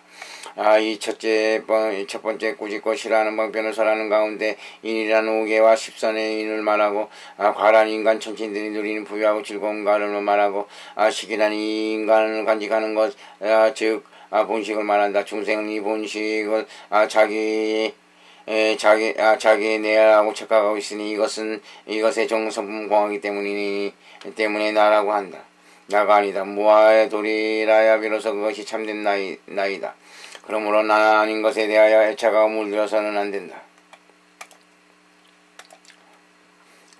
세 가지 일을 관할 때문에 매달려 바람에 나무기가 하면 네 가지 얽매임 때문에 이 정에 지장을 줌으로써 저 세 가지 인과 식 등을 고해로 표현하기 때문이다. 그 네 가지 얽매임이란 무엇인가? 대법론 제품에서는 이렇게 말한다.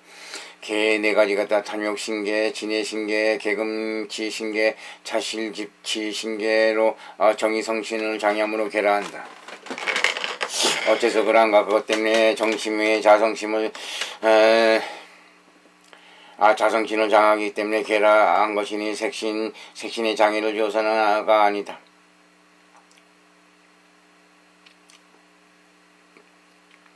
왜냐하면 마음을 산란하게 하는 네 가지 원인이 있기 때문이다.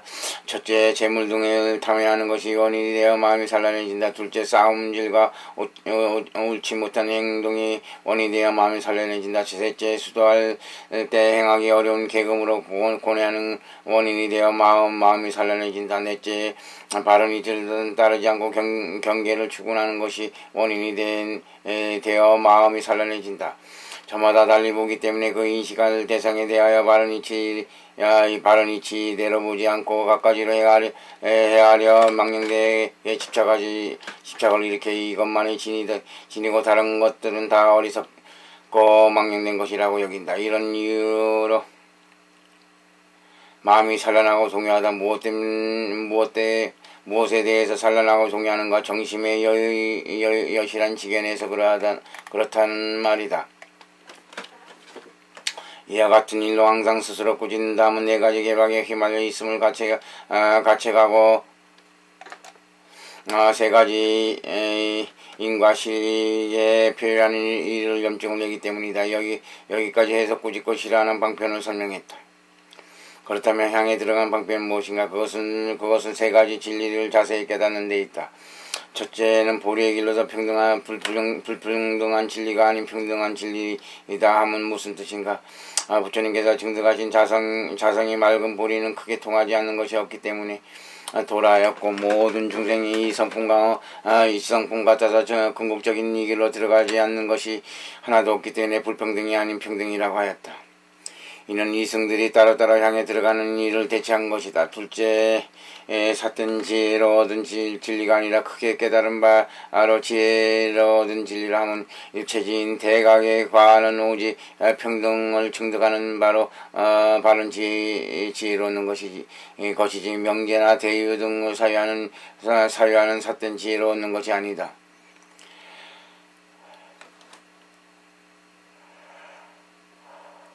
이 말씀 모든 외도의 고집이 대체한 것이다. 셋째는 잡된 행으로 들어가는 진리가 아니라 해와 정이 다르지 않은 행으로 들어가는 진리라면 바른 지혜를 얻어 평등하게 들어갈 때에 해와 정에 원용하게 평을 별개의 행상이 없어야 비로소 평등제에 참되게 들어간다는 뜻이다.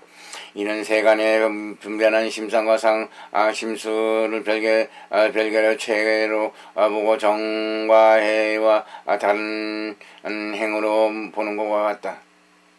그것과는 다르다. 이러한 자평은 참되게 들어가는 것이 아니기 때문이다. 이는 아직 증득하지 못하고서 증득했다고 여기는 증상만으로 사로잡힌 세간의 관행을 대체해야 한다.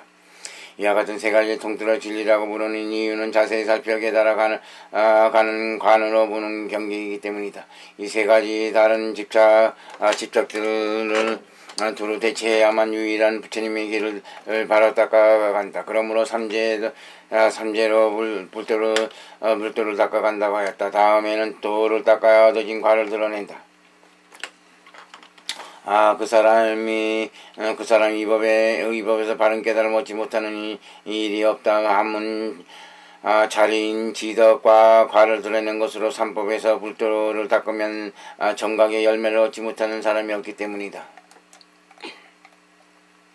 정각의 질 얻고서 크고 지극한 자비를 흘려보낸다 하면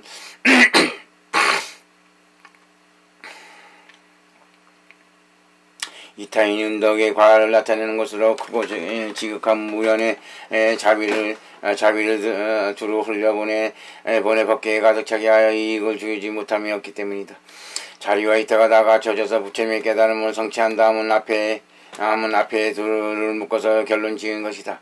자리와 이타의 두 이익을 원만하게 등각을 이루기 때문이다. 경지장보살이 하였다. 존재의 시야와 같은 법은 인과 연이 없습니다. 연이라는 법이 있다면 인도 일어나지 않을 텐데 어떻게 움직이지 않는 법으로 열애에 드나이까? 물론 이 부분은 열애장풍에서 생긴 세 번째 의문을 제거한 것이다. 저품의 개송 끝머리에 소치와 능침을 전변하여 열애에 들어간다고 했었는데 그 말을 붙들고 이런 의심을 일으킬 수 있다. 여기서 말하는 깨달음의 길이란 평등한 진리로서 열애장을 뜻한다. 이는 인과 연의 힘을 빌리지 않는 것인데 어찌하여 저 품에서는 능치와 수치를 전변하는 것을 원인하여 열애장법에 들어갈 수 있다고 하는가. 이렇게 의심을 내무는 지장보살에게 물었다. 인과 연이 없다 하면 평등하기 때문에 인연을 따르지 않는다는 말이다. 또 평등함으로 나머지 연이 없고 나머지 연이 없으므로 인이 일어날 수 없다. 그런데 어떻게 일어나면 움직일 수 없는 저 법의 인연을 가지고 열애에 들어갈 수 있겠는가? 인의 힘으로 들어가는 것이라면 인과 연을 의지함으로 무동이 될 수 없기 때문이다. 그때의 열애께서 이 뜻을 펴고자 개성을 설하였다. 모든 법의 모양은 성품이 공하여 움직이지 않는다. 이 법은 지금 이때 있는 것이나 이때 일어나지 않는 것이니라. 법에는 다른 때가 없으니 다른 때가 일어나고 법에는 동부동이 없어서 성품의 공적함으로 정멸이니라. 성품이 공하여 정멸할 때 이 법이 이때 나타나니 모양이 떠났으므로 고요히 머물며 적정히 머물기 때문에 연애를 따르지 않는다. 이 아래는 열애께서 정면으로 의심을 결단한 부분이다. 여기서는 평등하고 부동하지만 뜻이 득입할 수 있다는 뜻을 설명하신다.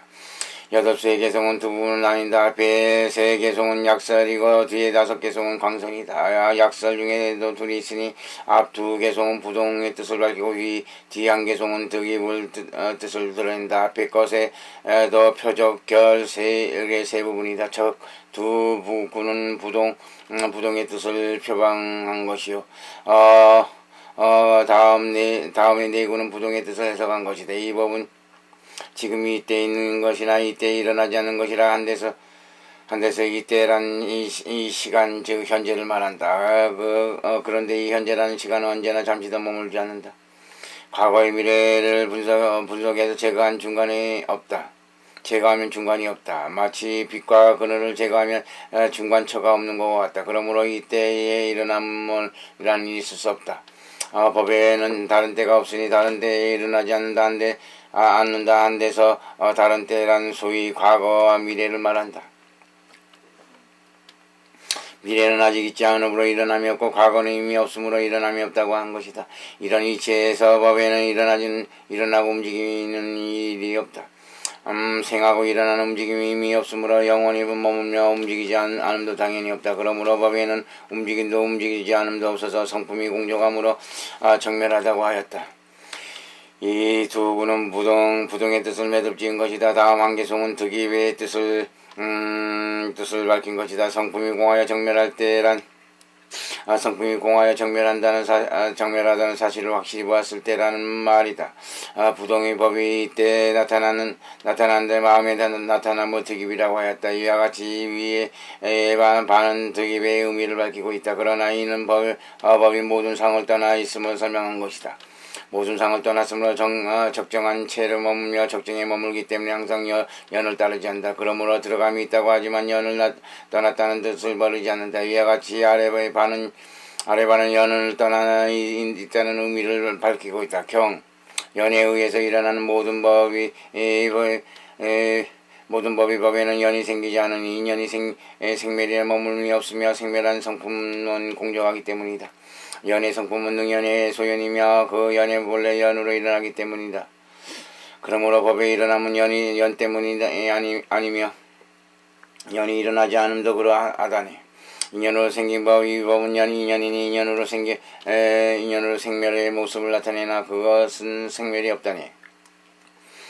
이 아래 약설에 이어 두 번째 사설에 설명한 부분인데 이 중에도 둘이 있다. 앞 세 개성은 부동의 뜻을 자세히 설명하고 그 다음은 두 개성을 득입의 뜻을 뜻을 편다. 처음에도 둘이 있으니 앞 두 개송은 근본에 따져보아도 얻어지지 않음을 가지고 부동의 뜻을 나타내고 뒤 한 개송은 지말을 따져보아도 얻어지지 않음을 가지고 부동의 뜻을 나타낸다. 처음에도 셋이신의 표방해서 결론이다. 연에 의해서 일어난 모든 법이 이 법에는 연이 생기지 않는다 하면 여러 가지 과법에는 그 연이 생하지 않는다는 사실을 나타낸다. 다음에 내구는 생하지 않는다는 뜻을 해석한 것이다. 인연은 생명이라는 머물이 없다. 모든 인연은 생멸하에 머물지 않는 것이므로 과를 낳는 공능이 없다는 뜻이다. 생멸하는 성품은 공적하기 때문이라. 머물지 않기 때문에 생멸이 없으니 성품이 공적하기 때문이며 그렇기 때문에 역시 과를 낳지 않는다는 뜻이다. 인연의 성품은 능연과 소연이라 한 데서 인연과 종자가 숨어있는 것을 성품이라고 한다. 증산인연의 근의 경계를 대하는 공동을 가짐으로 그것을 능연이라고 한다. 연이 되는 경계에는 근의 대상이기 때문에 소연이라고 한다. 차제연은 법의 소멸을 말하는 것이기 때문에 여기서는 논하지 않았다. 이와 같이 종자인 성품의 여와 그 능수의 두 연은 모두 본연이 일어나는 것이므로 그 연은 본래 연이 일어나기 때문이라고 하였다. 이는 근본이 되는 모든 연 역시 앞에서 말한 것 같이 생멸하며 그 자성이 공하기 때문에 과법을 생하는 작용이 없다. 이와 같은 세 가지 뜻에서 연에는 생겨남이 없다는 뜻을 말한다. 그러므로 법이 일어나면 연 때문이 아니라 함은 과법이 일어나며 연에서 생기는 것이 아님을 결론 짓는 말이다. 연이 일어나지 않음도 그러하다 하면 연이 일어남이 없는 것도 그 과법과 동일함을 결론 짓는 말이다. 다음 한 개송 지말로 따져보아도 얻어지지 않으면 들어 부동을 나타낸 부분이다. 인연으로 생긴 법이 이 법은 인연이란 모든 과법도 인연이 된다는 사실을 밝힌 말이니 뒤에 생하는 법에 대하여 연이 되기 때문이다. 이 모든 과법이 인연이 되고 나면 앞에서 말한 것 같이 생멸하는 성품이 공하다. 그러므로 인연으로 생하는 모습을 나타내나 그것은 생멸이 없다고 하였다. 앞에서 간략하게 설명한 때는 과법이 공함으로 직접적으로 드러내고 지금 자세히 설명하는 데에서는 인연을 가지고 모든 법의 인과가 부동한 것이고 평등한 보리의 것이 계리며 이 법 말고 따르고 구할 깨달음이 있지 않음을 밝히려 하였다. 이것이 이 개송의 대의이다. 조법사가 이렇게 말했다. 도가 뭔 것인가 일마다 진이다. 성이 뭔 것인가 체득하면 신이로다. 저 여여의 진실한 모습은 본래 출몰이었건만 모든 법이 이때에 스스로 출몰을 내느니라. 그러므로 지극히 정정한 근본은 본래 여러 힘이 기인하지 않나니 나중에 그 자리에서는 얻는다 해도 본래 얻는 것을 얻느니라. 부동의 뜻을 밝힌 데 이어 이 두 개송 특입의 뜻을 편 것이다. 그 중에 셋이 있으니 첫째는 한 송은 움직임이 있는 저 모든 법에 대하여 진여의 부동함을 나타낸 것이고, 둘째 그 다음 두 구는 움직이지 않는 근본이 모든 연을 상대하지 않음을 밝힌 것이고, 셋째 마지막 두 구는 연을 떠난 법의 특입의 의미가 있음을 설명한 것이다. 나중에 얻을 그 자리에란 도를 닦은 뒤에 얻는지를 말한다. 앞에서 간략하게 설명한 가운데 정멸시하라고 한 것을 여기서는 후득지처로 표현한 것이다. 이미 정밀이라면 어찌 장소와 때가 있겠는가만 때와 장소를 떠났기 때문에 때와 곳이라는 개념을 빌려서 설명했을 뿐이다.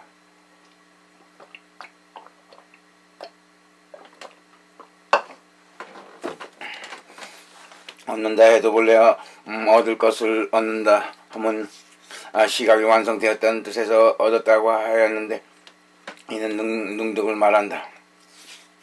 시간이 완성되면 본각과 같아지는데, 이런 이유에서 본래 얻을 것이 얻는다고 하였다. 여기까지 세 번째 의심을 해결하는 부분이었다.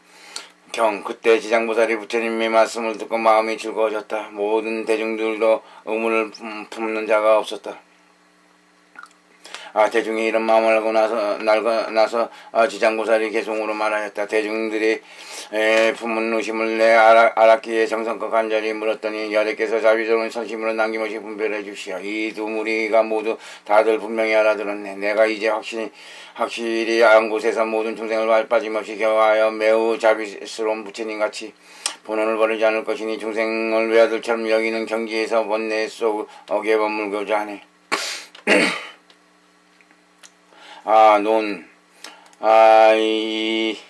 이는 네 번째 지장보살이 예스을 나타내는 부분이다. 이 세송은 두 부분으로 나뉜다.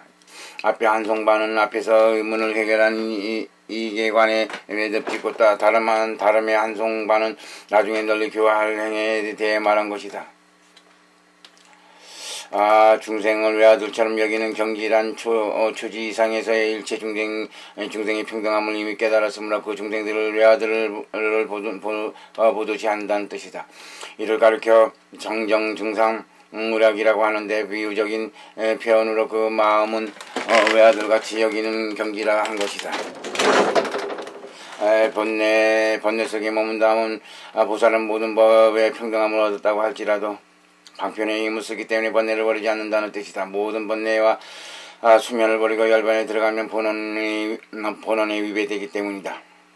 유관원 삼마해다 결택분 중에서는 이렇게 말한다. 멸진등지는 무르라고 해야 한다. 번뇌와 상하지 않기 때문에 상하지 않으므로 연할 대상이 없다. 모든 번뇌에서 생겨나는 것이 아니기 때문이다. 이는 이미 원행지에 들어온 보살만 빼고는 출세간의 모든 이생들도 행할 수 없다. 보살은 출세간법을 일으켜 현실로 앞에 나타나게 하고 방편성교의 힘 때문에 번뇌를 버리지 않는다. 24. 등지는 삼매의 다른 이름 멸진등지는 멸진정을 말함. 나는 이렇게 생각한다. 여기서 버리지 않는다 한 것은 아라한처럼 완전히 버리는 것과 다르다는 뜻에서 그렇게 말했지 전혀 버리지 않는다는 뜻에서 그렇게 말한 것은 아니다. 이에 대한 자세한 내용은 2장에서의 설한 것 같다. 버리지 않았기 때문에 번뇌에 머문다 하였으니 그럼으로써 열반에 들지 않고 시방세계를 두루 교화하기 때문이다. 이 한 권의 경을 크게 셋으로 서분, 정설분, 유통분 셋으로 나눈 가운데 두 번째인 정설분이 여기서 끝났다. 경이 때 열애께서 대중들에게 말씀하셨다. 이 보살은 불가사의하니 항상 대비로 중생의 고통을 뽑아준다. 이 경전의 법을 간직하고 이 보살의 이름을 외우는 중생은 나쁜 게 떨어지지 않고 모든 장애와 곤란이 다 없어질 것이다. 다른 잡념 없이 오로지 이경만 염하며 법대로 닦고 익히는 중생이 있다면 그때 보살이 항상 몸을 변화로 나타내서 잠시도 버리지 않고 끝까지 그를 위해 법을 설하고 그를 보호하여 위 없이 바르고 온전한 깨달음을 속히 얻게 할 것이다. 이 아래에는 세 번째 유동분이 있다. 그 중에 6부분이 있다. 첫째는 사람을 칭찬하여 유통하게 하는 것이고, 둘째는 대중에게 권하여 유통하는 것이고, 셋째는 이름을 세워서 유통하는 것이다. 넷째는 수지하여 유통하게 하는 것이고, 다섯째는 참여로 유통하게 하는 것이고, 여섯째는 받들어 행함으로써 유통하게 하는 것이다. 이 경문은 첫째로 사람을 칭찬하여 유통하게 하게 하는 부분인데, 이 경을 유통하는 보살에게 4가지 훌륭한 공덕이 있음을 칭찬한다. 대비로 일체 중생을 빠짐없이 교화하는 공덕, 이 경을 간직하는 자를 별도로 도와주는 공덕, 몸을 변화시켜 설법하는 공덕, 긍정적인 결과를 얻게 하는 공덕이다. 경, 너희 이 보살이 중생을 교화하려거든 모든 이와 같은 대승에 결정된 요의를 닦고 익히게 해야 한다.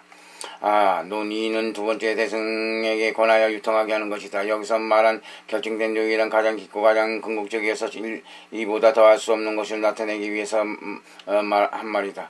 경, 그때 하나님 자리에서 일어나 앞으로 나가 부처님께 여쭈었다. 여래께서 설하신 대승의 복도면 결정과 모든 번뇌를 끊어버리며 무생의 본과 이익은 불가사의합니다. 이와 같은 법을 무슨 경이라 이름해야 하며 이 경을 수시 마음속에 이해하고 새김 수지하면 얼마만한 복을 얻나이까. 부처님의 자비로 저희를 위해 부디 말씀해 주소서. 논 이는 세 번째 이름을 세워 유통하게 하는 것이다. 먼저 묻고 뒤에 대답한다. 대답할 때 물음에는 둘이 있으니 먼저 이해하는 것을 나타내고 나중에 물음을 던진다. 이해한 중에서는 이경이 가지는 네 가지 훌륭한功能을 밝힌다. 첫째는 이경을 간직한 자로 하여금 무량한 복을 얻게 하는 것이니 경에서 태승의 복덤이라고 하였다. 둘째는 이경을 간직한 자로 하여금 모든 번뇌를 영원히 끊게 하려는 것이니 경에서 결정권 모든 번뇌를 끊는다고 하였다. 셋째는 밝히신 취지가 바로 본각의 이익이라는 것이니 경에서 무생의 본각의 이익이라고 하였다. 넷째는 밝히신 가르침이 사랑하기 어렵다는 것이니 경에서 불가사의라고 하였다. 다음으로 물음 가운데는 두 가지 일을 물었다. 먼저 경의 요점이 무엇인가를 알고자 하여 경의 이름을 묻고 다음에 보고의 이경지를 수제하였고 이경을 지녀 얻는 복을 물었다. 경 부처님께서 말씀하셔서 선남자의 이경의 이름을 불가사의하는 불가사의하니 과거 모든 부처님께서 보호하신 것이며 모든 것을 아는 열의 지혜바에 들게 한다. 이 경을 지니는 중생이 있다면 그는 다른 모든 경에서 바라고 찾을 것이 없다. 이 경전의 법은 많은 법을 총재하며 모든 경의 요점을 다 포함한 이 모든 경법 중에서의 법의 개종이 된다. 이 경의 이름은 대승경이라 하며 또 금강산매의 무량의종이라고 부른다.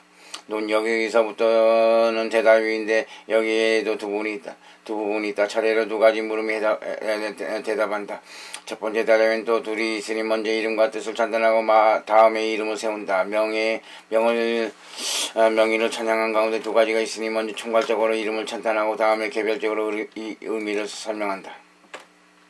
모든 것을 아는 열의 지혜바에 들게 하는 이해하는 개별적으로 의미를 설명한 것인데 세 가지 뜻을 밝힌다.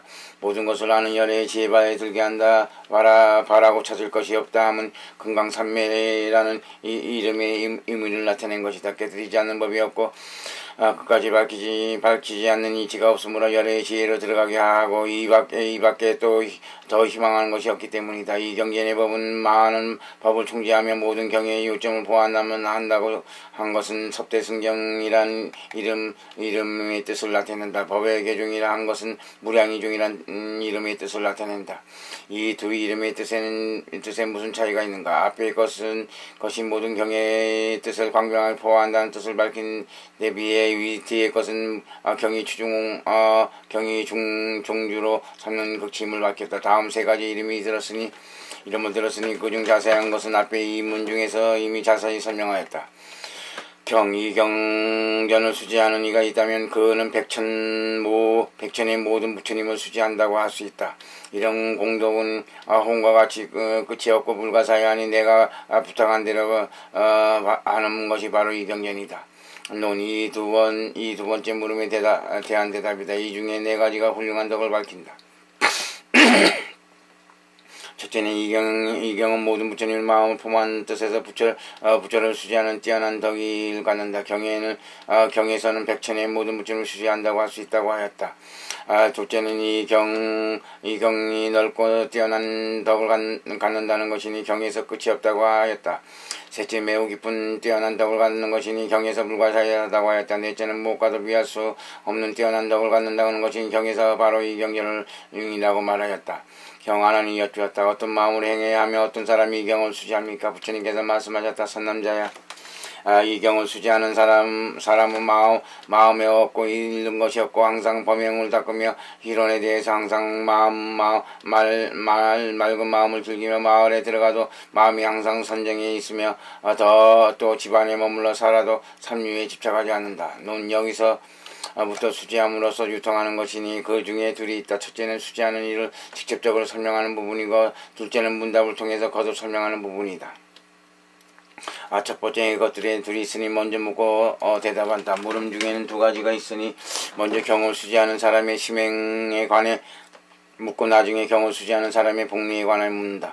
답 중에서는 차례로 이 두 가지 물음에 대답해 가는데 첫 번째 답 가운데는 5가지 심행에 관해서 설명했다. 첫째, 이 경을 수지하는 자는 다른 사람이 장단점을 보지 않기 때문에 마음속에 없고 이름이 없다는 것이다. 둘째로는 아내 상을 여인 깨끗한 행을 닦기 때문에 항상 청정한 행을 닦는 것이다.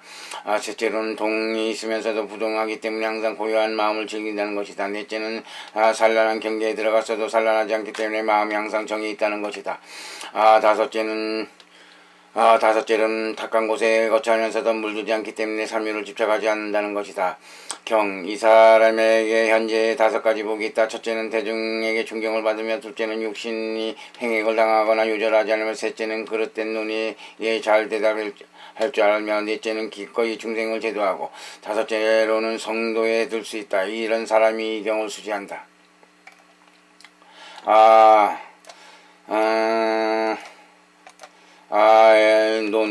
이는 둘째 물음에 대한 대답이다. 앞에서 든 5가지 심행을 따라서 이 5가지 복을 얻는다. 첫째는 이 경을 수지하는 사람은 다른 사람의 장단을 보지 않기 때문에 대중의 존경을 받는다. 둘째는 항상 상을 떠난 행을 닦기 때문에 몸의 행을 당하거나 요절하지 않는다. 셋째는 고요한 마음을 즐기기 때문에 그릇된 논리를 대하여 답변을 잘한다. 넷째는 산란한 곳에 들어가서도 항상 선정해 있기 때문에 중생을 즐겨 제도한다. 다섯째는 삼위에 집착하지 않기 때문에 성도에 들어간다. 하나님 여쭈었다. 그런 사람은 중생들을 제도할 때 공양을 받을 수 있습니까? 부처님께서 말씀하셨다. 이런 사람은 중생에게 큰 복종이 되며 언제나 큰 지혜를 발휘하며 방편과 진실을 함께 연설하니 이들은 사승으로서 모든 공양뿐만 아니라 머리와 눈과 골수와 내수와 이르기까지 온갖 것도 다 받을 수 있거늘 어찌 옷이나 밥을 받을 수 있겠는가? 옷이나 밥을 받을 수 없겠는가? 선남자, 이런 사람은 너희의 지선지식이면 너희의 교장이거늘 어찌하여 범부가 되어 공양하지 않으랴? 이 아래의 문답을 통해 거듭 밝힌 부분이다. 그 중에 둘이 있으니 먼저 복전의 체가 무엇인가를 밝혔고 다음에 복을 낳는 등 능력에 관하여 말했다. 이 부분은 첫 번째 대답이다. 사승에서의 첫째에 의지할 대상은 번뇌성을 갖춘 지전의 지위를 말하고 나머지는 삼위성은 지상의 지위를 말하니 열방에서 자세히 설명한 것 같다. 아나니 여쭈었다. 이 경을 수지하는 저 사람에게 공양하면 그 사람 얼마나 되는 복을 받습니까? 부처님께서 말씀하셨다. 성 안에 가득 채울 만큼의 금원으로 보시하는 자가 있다고 치자. 그렇더라도 이 경에서 내 결기를 댄 그 개송 하나를 수지한 그 사람에게 공양하는 것보다 못하다. 이 두 번째 경을 수지하는 자가 많은 복을 생기게 한다는 사실을 밝힌 부분이다. 성 안을 가득 채운 금문으로 경을 수지하지 않는 자에게 보시하여 얻는 복은 밥 한 끼와 옷 한 벌의 이 네 글귀로 개송 벌로 이 네 글귀로 된 개송 하나를 수지하는 이에게 공양하여 얻는 복보다 못하기 때문에 그렇게 말했다. 선남자의 모든 중생이 이 경을 수지하게 한다면 마음이 항상 선정이 있어서 본심을 잊지 않을 것이다. 본심을 잊는다면 참여할 것이니 참여의 법은 맑고 시원하다. 이 아래에 참여함으로써 이 경을 유토하게 하는 부분이 있다. 이 중에 둘이 있는데 먼저 참여의 공덕을 찬양하고 둘째로는 문답을 통해 거듭 밝힌다.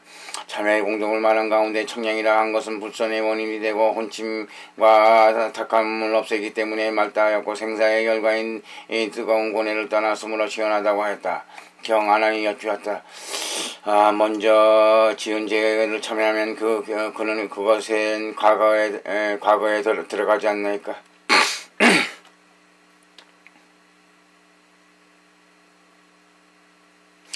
부처님께서 말씀하셨다. 그렇다 깜깜한 방에 등불이 밝게 켜지면 어둠이 즉시 사라지는 것 같다. 선남자의 앞에 지은 모든 죄들을 뉘우친다 해서 그것들이 과거에 들어갔다고 말하지 말라. 이 아래의 두 번째 문답을 통해 거듭 설명하는 부분이다. 여기에 두 차례의 문답이 있다. 첫 번째는 참여의 도리를 드러냈고 두 번째는 참여하는 방법을 나타낸 것이다.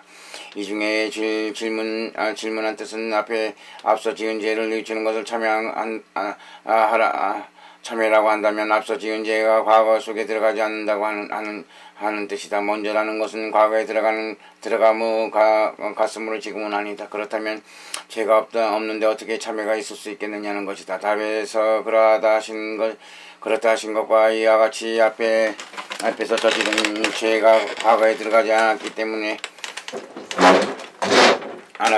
없는 것에 대해 참회하는 것이 아니라는 말이다. 어째서 그런가? 앞서 지은 죄는 본식에 운습되고 그 종자가 항상 흘러서 현재 이른다. 이러한 이치로 보아 그것은 과거에 들어간 것이 아니다. 지금 참회하여 다스리는 능력이 생기면 그 죄의 종자를 현재에 흘러내려오지 않게 할 수 있다. 마치 등불이 켜지자 깜깜한 방의 어둠이 인해 사라지듯이 그 죄의 종자가 현재에 이르지 않기 때문이다. 이때야 비로소 과거에 들어가게 했다고 할 수 있다. 그러나 앞서 지은 죄를 참회했다고 말할 수 없다. 앞서 있었던 것이 아니게 할 수 없으므로 참회를 마칠 바가 아니기 때문이다. 다만 먼저 있었던 것을 지금 나타나지 않게 할 수 있을 뿐인데 나타나지 않게 하는 것이 참회의 행위다. 이는 번뇌를 끊는다는 뜻과는 다르다. 번뇌를 끊는 것은 생멸도라는 면에서 아직 생기지 않은 것을 현재까지 이르지 않게 하는 것이다. 이에 반해 여기서 말한 참회는 상속도라는 면에서 앞서 있었던 것을 현재에 이르지 않게 하는 것이다. 또한 번뇌를 끊는 것이 종자를 영구히 끊어버린다는 뜻인데 비해 앞서 지은 죄를 늦추는 것은 종자의 커지고 강해지는 기능을 덜어내고 눌러서 현재에 이르지 않게 한다는 뜻이다. 이런 의미에서 과거에 들어갔다고 하였다.